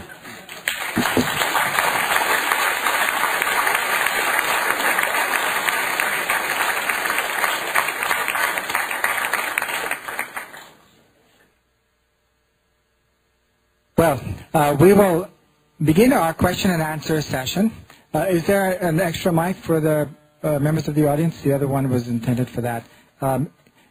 Those of you who have questions for either or both of our debaters, please come up to one of the aisles and a microphone will be made available. And once again, please ask a question and make it brief. Thank you. Yes. Hi. I would like to ask Dinesh a question about Occam's razor. You mentioned that the Darwinian concept of Occam's razor is less simpler than the creator and creator argument. But isn't that kind of a circular argument? What if there was a creator, then who created the creator? And who created the creator that created the creator? And so on and so forth. The question is about if we have a creation and we can posit a creator, who made that guy? And that's a good question. I want to answer it this way. I want to begin with a short analogy, if I may. Think of the universe as a novel. In other words, think of the universe as structured in terms of plot, narrative, characters, and so on. I want to suggest that what religious people are saying is that this novel doesn't explain itself. The novel had an author, a creator. Now, the creator is the creator of the novel at a little bit of a different level of causation than the causation within the novel. So, for example, if you're reading Crime and Punishment, you may say, oh, this guy Raskolnikov, he did this. Well, why did he do that? What accounts for him? That's a sensible question. It would be like asking, what's causing, for example, gravity, or what's causing planets to come together? These are questions of causation within the universe. Now, I want to suggest that Dostoevsky is the creator of the novel at a different level. So the questions that apply to within the causation of the novel don't apply to the external cause of it. You can't say, well, this guy Dostoevsky, what explains him? Where does he come from? He's not internal to the narrative. That's the point I'm trying to get. So if all of nature had a beginning, it has to have a non-natural, and that is all that religious people mean by the word supernatural, cause. Now, that supernatural cause doesn't apply the laws of physics, and why? Because scientists will tell you that the laws of physics are internal to our universe. Just as language requires grammar, and you can't have language, you can't have grammar without language, right? Grammar is the rules for how language internally interacts. The laws of physics are the rules for how our universe interacts. So the laws of physics, I'm just finishing my point, don't apply, you may say, outside of the singularity. If God created the universe, and I'll put an if before it, He didn't use any of the existing laws of physics to do it. That's my point. Dinesh, the trouble with that argument is that you basically contradict yourself. You say, you use the word created, which is in effect a word from the novel, and you claim to give it meaning. Well, if it doesn't mean what it means in the novel, then we don't know what it means. And so your insistence that, well, look, if it has a beginning, something has to create it. You're helping yourself to the regularities within the world, within the natural world, and then you're saying, oh, but they don't apply outside the natural world. Well, if they don't apply outside the natural world, then you have no right to talk about creation at all, because that's something that we know of from the natural world.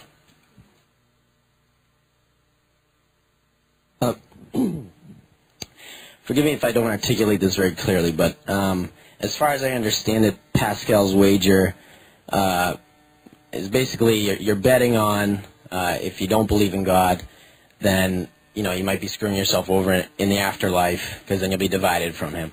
And the thing I take issue with, or that I find kind of makes the whole argument fallacious, is it doesn't allow for the possibility that a non-believer could, in fact, be intimate with the divine in the afterlife. It assumes the kind of Abrahamic premise that disbelief is in some fashion offensive to the divine, and therefore divides you from him or it in the afterlife. And basically what I'm saying is, if we then say, okay, it is possible that a non-believer could find intimacy with the divine in the afterlife, then Pascal's wager is reduced to, well, it's still a really good bet because a lot of people believe in these kind of Judeo-Christian idea of reward and punishment based on faith. But then where do you draw the line? Because then I could come up with a rule today that said I feel really strongly that if you don't do 10 push-ups a day, you're going to hell.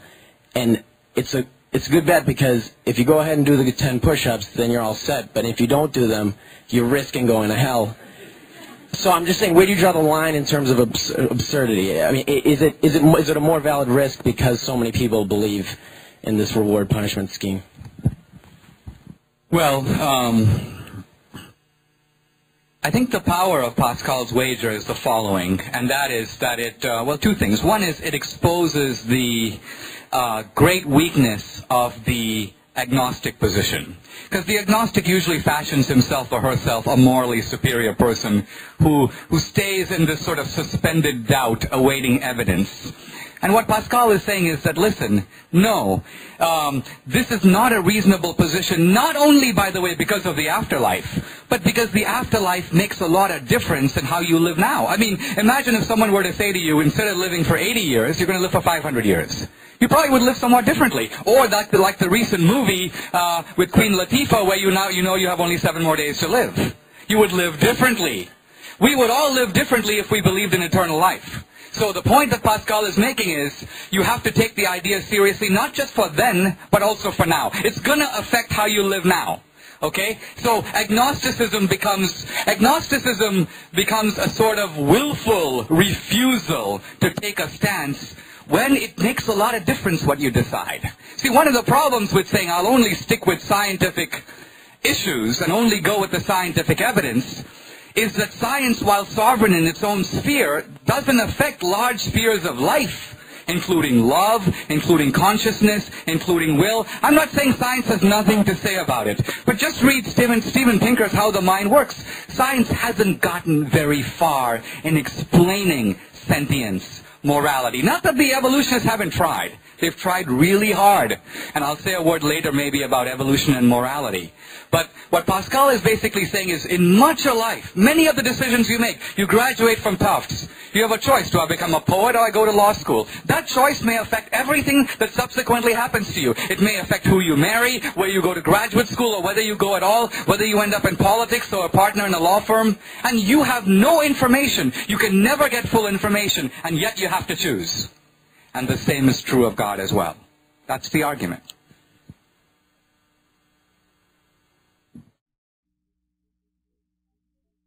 Yeah, I'm sorry for reading this, but I tried to put this all together, and it's too bizarre to remember. So I believe this is for Dr. D'Souza.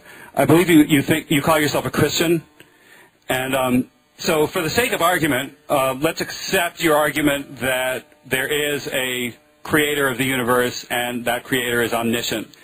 What would make you go from that to that he's like also a loving God, and he created us in his perfect image, but then we turned out to be imperfect, so he decided to cast us down to burn hell, but then he didn't feel so good about that, so the only loophole he could come up with, the creator of the universe, was to immaculately conceive a human child and have him tortured and killed, and we're still imperfect, but that's okay if we suck up to him and the child, and he doesn't want us to be gay, and so on.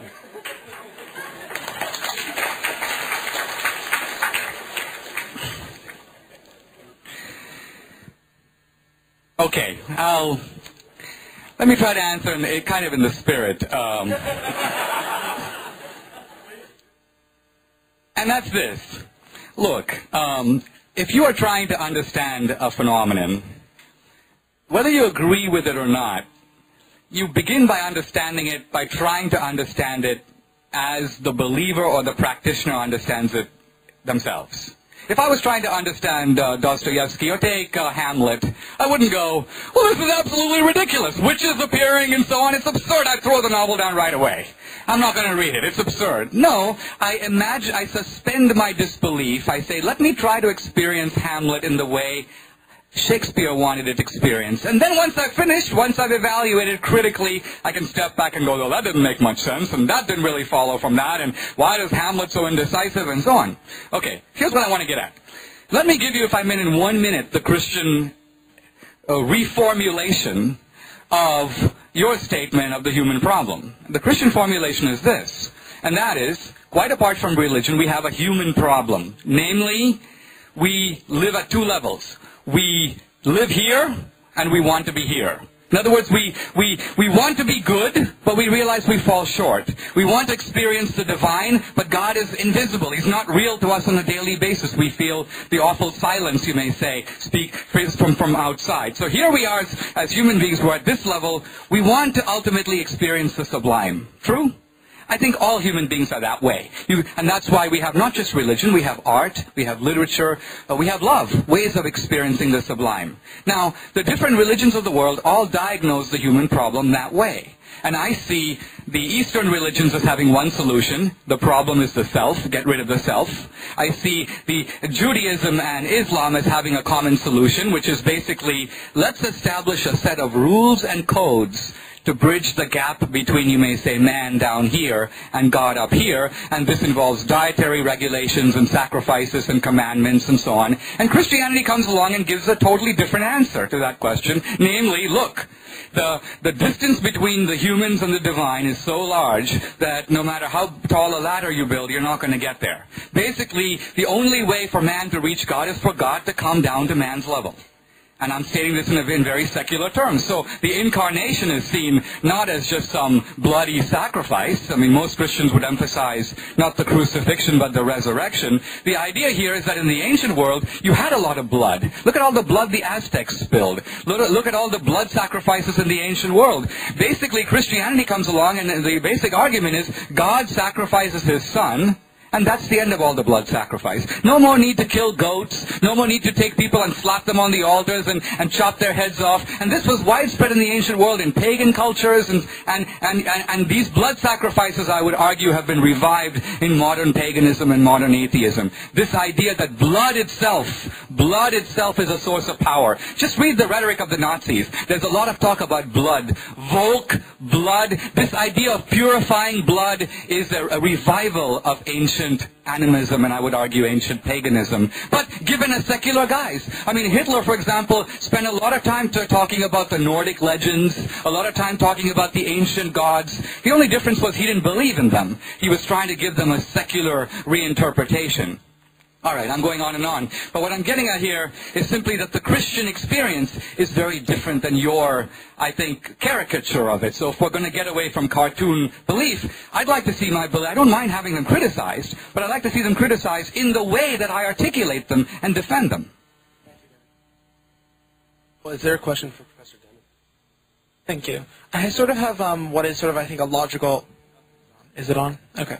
I sort of have what I would think is a logical follow-up to the last question. And my question is tying it also to the idea of Pascal's wager. So Pascal's wager, as I see it, as you've proposed it, is predicated on the idea that there are two options. There's closeness to God and there are disbelief and belief. My question, though, is, when you have Christians who tell me that the only way to heaven is through belief in Jesus Christ, and you have Muslims telling me that the only way is through a set of beliefs in Muhammad, and Jews or Buddhists or any other belief telling me their belief is the only valid belief structure, don't you have to at least reevaluate Pascal's wager to the point where the logical option is at least agnosticism and at most atheism? Yeah. I'd put the point even more strongly. If we're talking about rationality, why don't you bet on all of them at once? If it's really, if one wager is good, we'll go for all of them, and that way you got all your bases covered. Well, that's not rational because these religions do make some mutually exclusive claims. But I would say quite seriously that if you're taking your point seriously and following it, the conclusion is not. I mean, look, let's look by analogy. We conduct a survey of all the world's cultures, okay, tomorrow, and I ask them only scientific questions. What do you think about Kepler's laws? What do you think about evolution? What do you think about Einstein? I submit to you, we will get a wide range of answers. Many people may say, well, you know, I've listened to the arguments, I'm going to go with Ptolemy on that one. Well, I've listened to all this, I think old Einstein was basically joking. So you might get the vast majority of the world's people go thumbs down on Darwin, thumbs down on Einstein. But you don't go from that, well, you know what?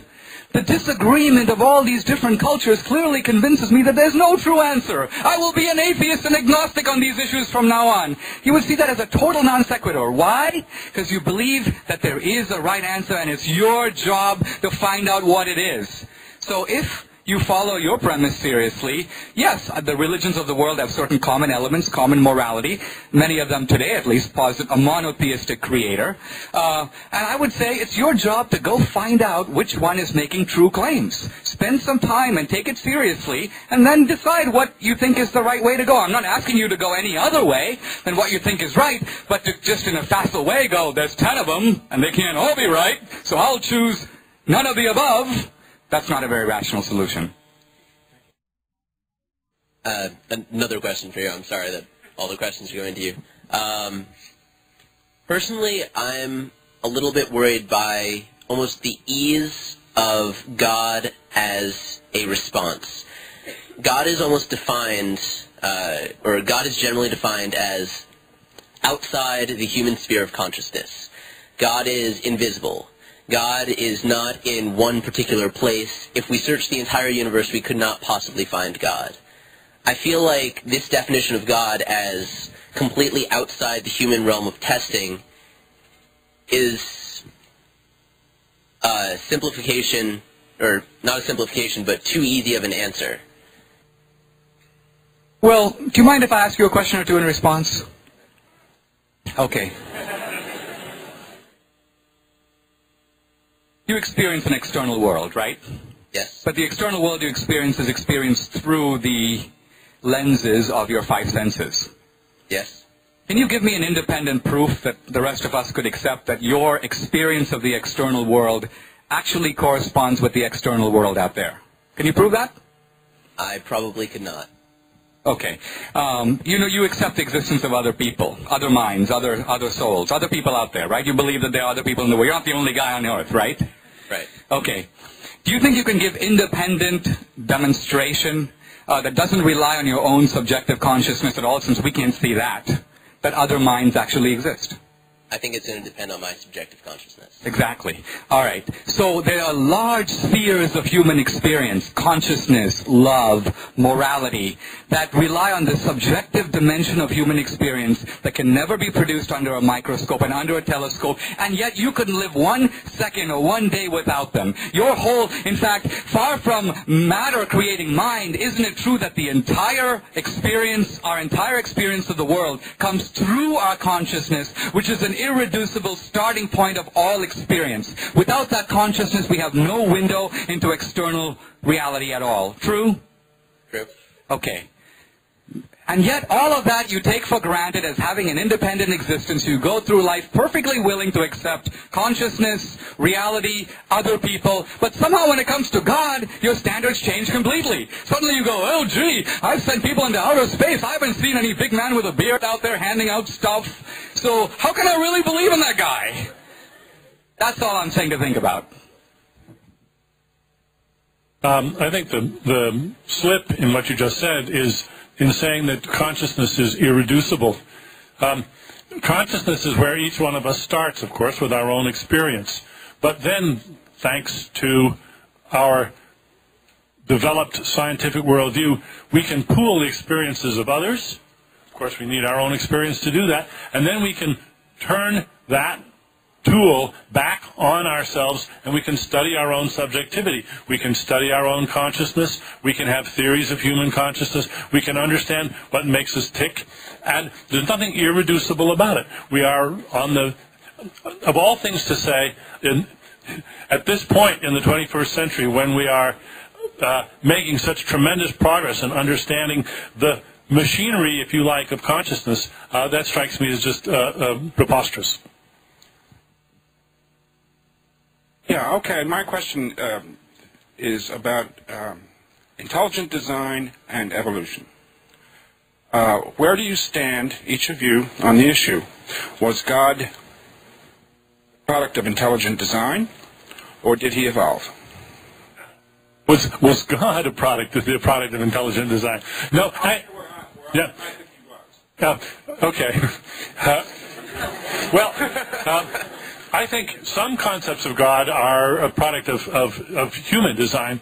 I think that is some conceptions of God are very clearly contrived by individual human contrivers. Some religions, I mean, Scientology is a religion. It's entirely the result of human, deliberate design.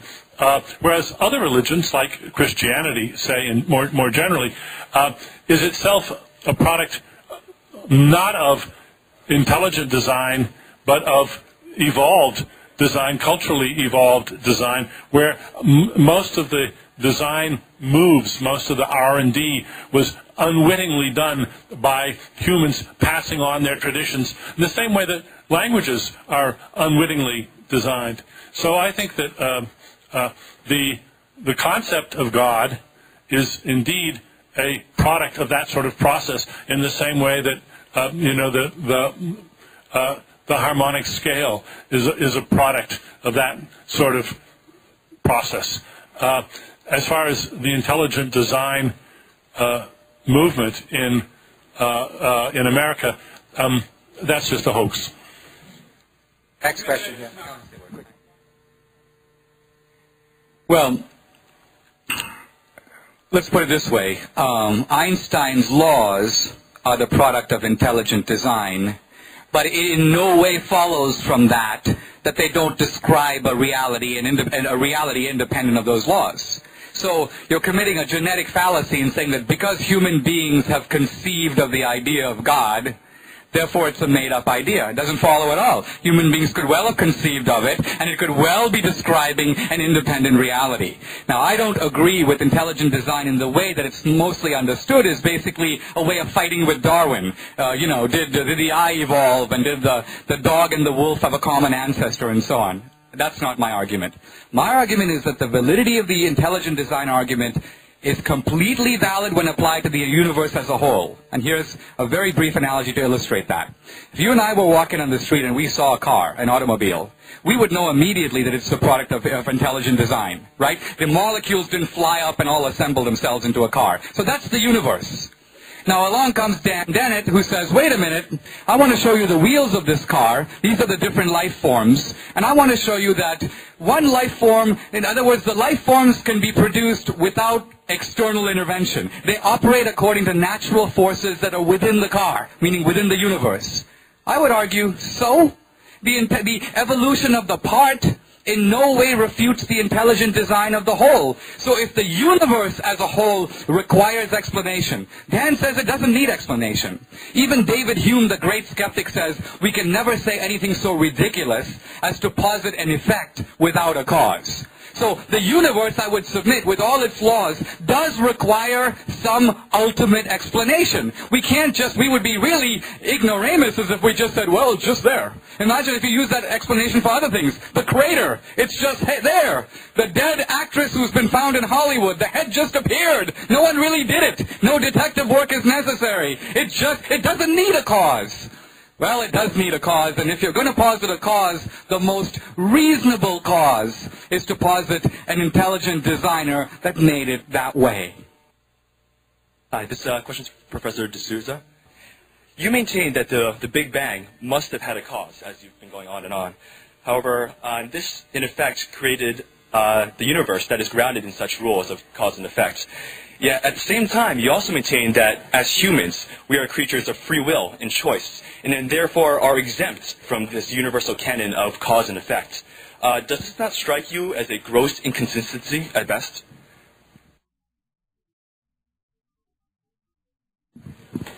On the contrary, it is completely consistent with my supposition, let's call it a hypothesis, that a discretionary God who did not have to make the universe was not created out of necessity. It was created out of free, at least this is the Christian view, out of free will.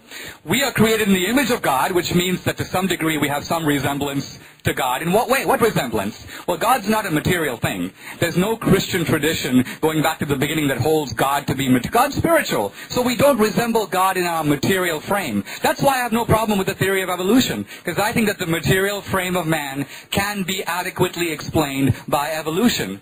But I maintain that man also has a moral and a spiritual dimension. And while evolution has made pretty good headway in explaining what could be called low altruism, I scratch your back, you scratch my back, or the mother jumps in the burning car because, wait a minute, her children happen to share her genes, that's why she's doing it, disguised selfishness. This is all very clever, but frankly, it doesn't go very far. It accounts for about 10% of morality. If you get up and give your seat in a bus to a stranger, Richard Dawkins may come and go, well, that was a very cunning move. You're hoping the old lady will give you her seat next week. No, you're just doing it because you're a nice guy. Or you give blood, or Mother Teresa, or give me liberty or give me death. There are lots of people who do things for strangers where they have no even disguised benefit.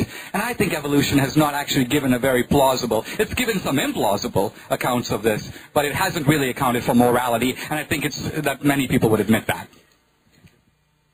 We're going to go till about 9:15, but in this segment, we're going to have each of the debaters respond for a maximum of 1 minute.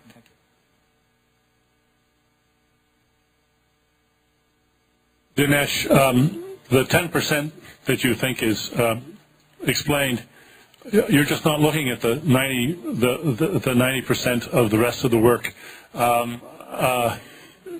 You're offering caricatures of the work that's actually being done on the evolution of morality. And, I've written quite a bit about this, and you can read my books and find there much more interesting, much more compelling, and more persuasive facts. It isn't all just you scratch my back and I'll scratch yours. It's not all just looking out for your genes. The work that's being done does promise to provide a complete account of the genesis of morality.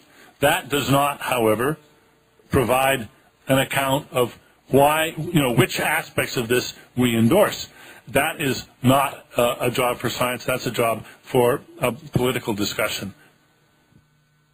Thank you.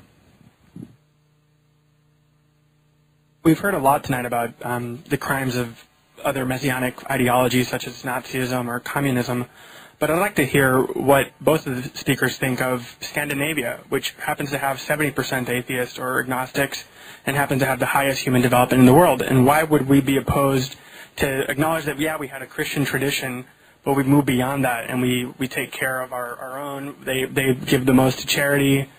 They have the lowest crime rates. I mean, you could go on how they outperform America on just about everything, and they're agnostic and atheist.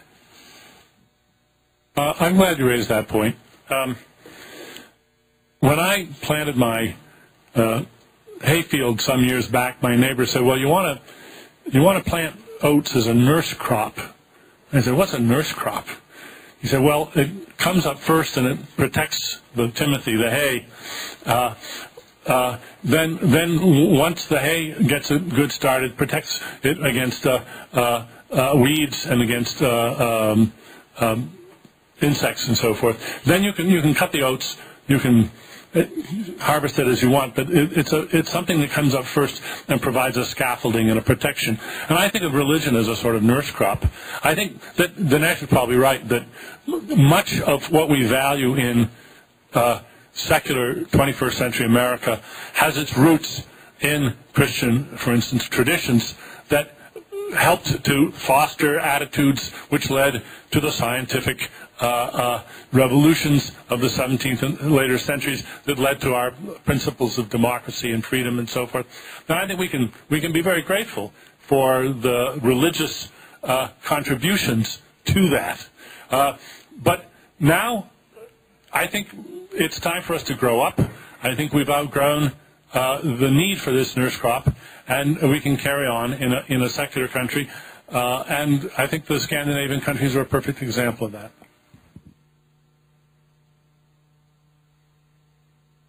I'm actually going to go back and read Dan's books because I do want to learn more about the evolutionary arguments about morality, and I hope to learn from them as I've learned from your other books as well. I do want to urge you to do something as well, and that is to take seriously an argument that was made by the philosopher Nietzsche. Now, Nietzsche is perhaps the great atheist thinker of the last 100 years. and he argued as follows. He said there are many people in the West who want to have it both ways. They want to kill God, but they want to keep Christian morality. In other words, Christianity brought in things into the world that weren't there before, and Nietzsche, as an expert on ancient Greece and Rome, knew this. There was very little value in human life in ancient Greece and Rome. And the Spartans notoriously left the sick child on the hillside to die in the cold. So the preciousness of every human life, that's a Christian idea. Nietzsche knew that, but he didn't like the idea. The equality of men and women, or the equality of the races, another Christian idea. Again, Nietzsche had serious reservations about it. He thought that woman, for example, was inferior to man, and he has some of the most misogynistic statements in Western literature. So here's Nietzsche's point. Nietzsche's point is many people think you can kill God, but keep all those nice things that came into the world because of the Christian God. Nietzsche says that's an illusion. If you kill God, all those other things go too. And he predicted the 20th century would be a century of great wars, great conflicts, the fraying of the value of human life along the edges, both at the beginning, abortion, and at the end, infanticide, euthanasia. He said these ideas will all make a comeback. He was for it, but he was also prophetic. We have been seeing that happen. So I would just suggest that if you like equality, you like human dignity, you like compassion, be a little careful before pompously announcing, oh yeah, we'll cut off the roots and keep the branches and so on. That doesn't really work in nature, and Nietzsche argues it doesn't really work in civilization either. Yeah, thanks. And I'm sorry I have to pick on Christianity, but unfortunately, and I think it is unfortunate, the structure of this debate was in such a way that the advocate for God was a Christian. Anyways, my question is what sort of reasoning you can give for, or reasoning you can give for believing in or knowing that Jesus Christ, and I'm assuming that without Jesus Christ, Christianity doesn't hold without him. How can you justify that he's any different than John Fromm, which was a point that Dennett was making? And then to Dennett, my question would be, couldn't you just make the case that the belief in goodness, which you were talking about, is exactly God? If be very, very brief. Yeah, I think that goodness is what we need to believe in, and what we need to thank, and what we want to add to. And if God is as mysterious as many who believe in God say, then maybe God just turns out to be the human goodness that we have around us. It's super, and it's natural. It's just not supernatural. Okay. Yeah. We're going to go to the next question, because we have to move on. Thank you. My question is for the professor, and it has to do with the ethics of debate, and by that I mean the integrity that each debater brings to the debating table. At the heart of your case, you have charged Mr. D'Souza repeatedly with engaging in cartooning of your ideas, by which I understand you to mean that he diminishes the substance of your ideas so as to the more readily destroy them. My question to you is, when you then when you elevate Stalin to the status of a god, have you then done exactly the very same thing that you charge him with? And in so doing, in the process of elevating him to the status of a god, is that a reflection of that growth and maturity that you advocated a moment ago for humanity? Maybe you misunderstood my point about Stalin. Stalin took himself and advertised himself to be, in effect, a god, and built up around himself a pseudo-religious, quasi-religious, proto-religious set of institutions. And that was my point. I don't see that I was caricaturing anything that D'Souza said. No, but there are many gods that are not the God of which he speaks. He didn't speak about Thor or Odin either, or for that matter, John Frum. Thank you. Next question. This question is for Dinesh. Earlier in your argument, you largely ridiculed both Daniel Dennett and most atheists as the caveman who stands at the end of his 2-kilometer territory and says, well, since I can't see anything else out there, it must not be there. And you stated that this was actually an impediment to human thought, or would be an impediment to human thought. But by stating that God is something that you can never truly understand and is outside of your own experience, and therefore you can never truly understand creation or how the human mind really works, aren't you then the caveman that stands at the end of your territory and says, well, as I can't understand what made all that out there, I guess I'll never be able to understand it and I shouldn't even explore it. And isn't that just as much of a hindrance to human, the forwarding of the human race? Let's explore this more closely. Do you mind if I ask you a question or two back Would you agree that if we were to, for example, ask a dog, even if we had a way to communicate with it, to explain Newton's laws, would a dog be capable of doing that? Communicate then maybe, but not right now. So you think the failure of the dog is merely one of articulation, No, I think not comprehension? Isn't a creature that's capable of that kind of understanding, that level of understanding? Exactly. All right. And you would agree that this is true of really every other creature, that in other words there are limits to its ability to understand. Now do you think that man, of all creatures, is exempt from all creation in that, to our knowledge, there is absolutely no limit whatsoever? Omniscience is available to us. But shouldn't we be trying? I'm not asking whether as an operational principle we should be trying. That's like saying that if I want to be Michael Jordan, should I keep jumping and trying to hit the net? Maybe I should.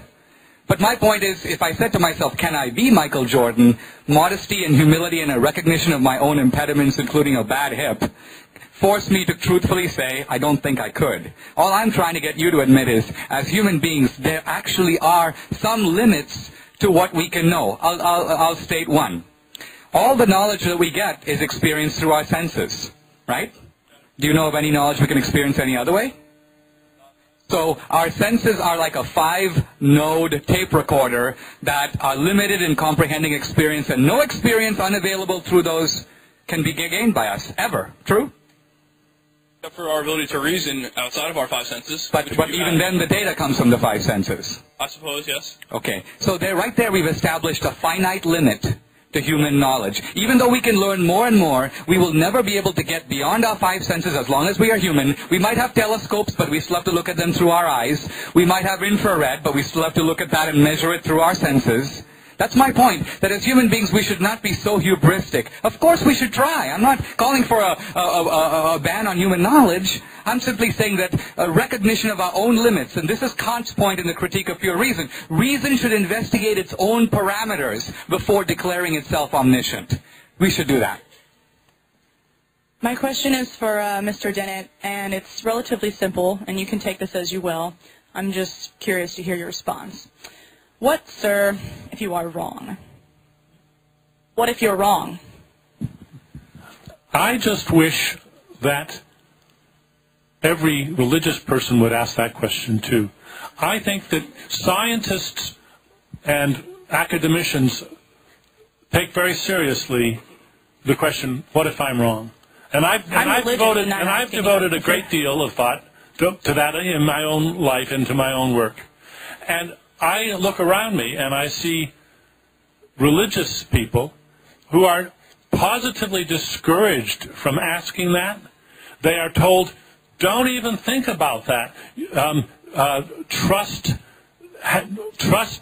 your faith and don't ask that question. And I think that is the height of arrogance on the part of the religious community, not the scientific community. We ask ourselves, what if I'm wrong?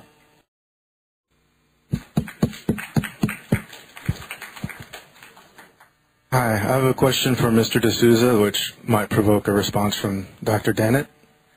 We're all reasonable people, and part of that is embracing all of the principles of rationality, including the principle of parsimony, which is if you can't prove something by either induction or support by deduction, that you don't accept it if it's a proposition that says something exists or something happens. So I could claim there's invisible fairies in this room, and the only way they interact with us is by tickling our pineal glands.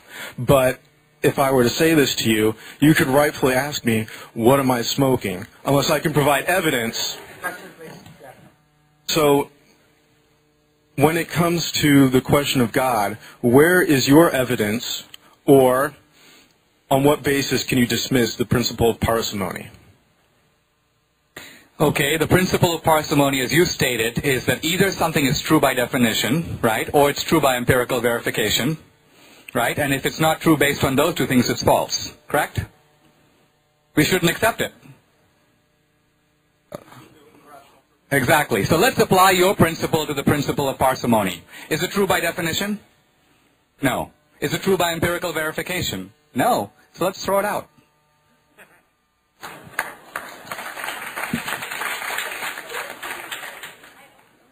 Mr. D'Souza, you use this image of the rock rolling down the hill, which has to obey physical laws, whereas we, who are intentional beings, our decisions aren't determined by physical laws.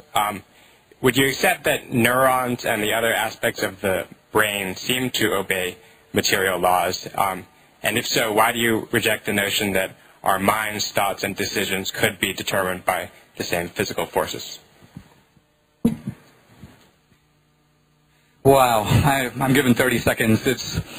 Look, you're raising a very deep question about the way in which material things like neurons and non-material things like thoughts, feelings, and consciousness affect each other.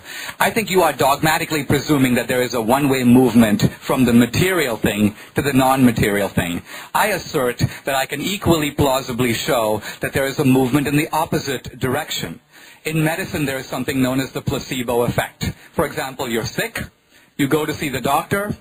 Now, your physical condition is already determined, right? You're sick in some way. And yet, if you think you're going to get well, even though you take no medicine, or you just take water, but you think that the water contains medicine, your mind is able to reshape the matter, and you actually feel better. So here is a practical example. By the way, one of the most widely tested examples in all of medicine. It's believed that 20 to 30% of all cures in medicine are due to the placebo effect. Here is a concrete example of mind shaping matter in very much the same way that you assert, dogmatically, that matter shapes mind. I agree with Dan that this is an unsettled matter. There's a lot of research going into it. I want to just deny at the end of this debate that religious people operate in some kind of self-satisfied certainty. I maintain that if you read the Bible, you read the book of Job, you read Christian theologians from Augustine on, so you will realize this is absolutely not so. Yes, there are self-satisfied jerks everywhere. On the other hand, the true Christian tradition is one of humility. It is one of questioning. It is one of being open to truth. I would maintain that that questioning spirit of science is very much not only related to, it is in some way a product of Western Christianity.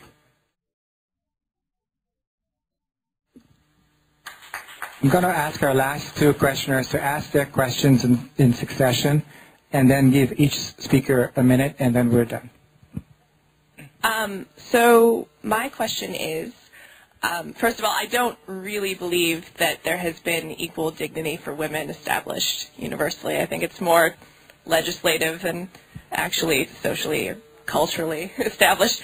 But this is for both candidates, as has been said. But why are women almost universally excluded from the hierarchies of religion and decision-making in religions? Thank you. Ask the next question, please. Yeah. Yeah, my question is for Mr. D'Souza. One of the things you've been saying a lot is that everything has to have a creator, so like the car has to have a maker, the painting has to have a painter. Well, why is God exempt from that rule? Because if he has a creator, then then we have to ask, like, who's his creator, where did he come from, who created him? But if he doesn't have a creator, then how did he get there? Thank you.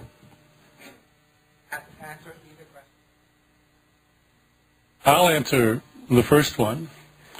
I think that the reason that women have in general not played those roles does have ultimately a biological explanation in terms of the way in which human cultures have evolved and in the way in which males have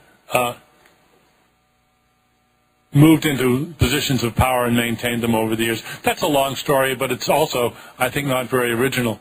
So I think it's a good question, and I think it has an answer if you consider religion as a natural phenomenon, as I do, and there's quite a literature on it. Now, anticipating maybe another filibuster to the left, since this may be my last remark, oddly enough, I'm going to say something that you won't understand, but somebody out there will. Dennet Singer, if you ever hear this, I've lost your address and I would like to reply to you.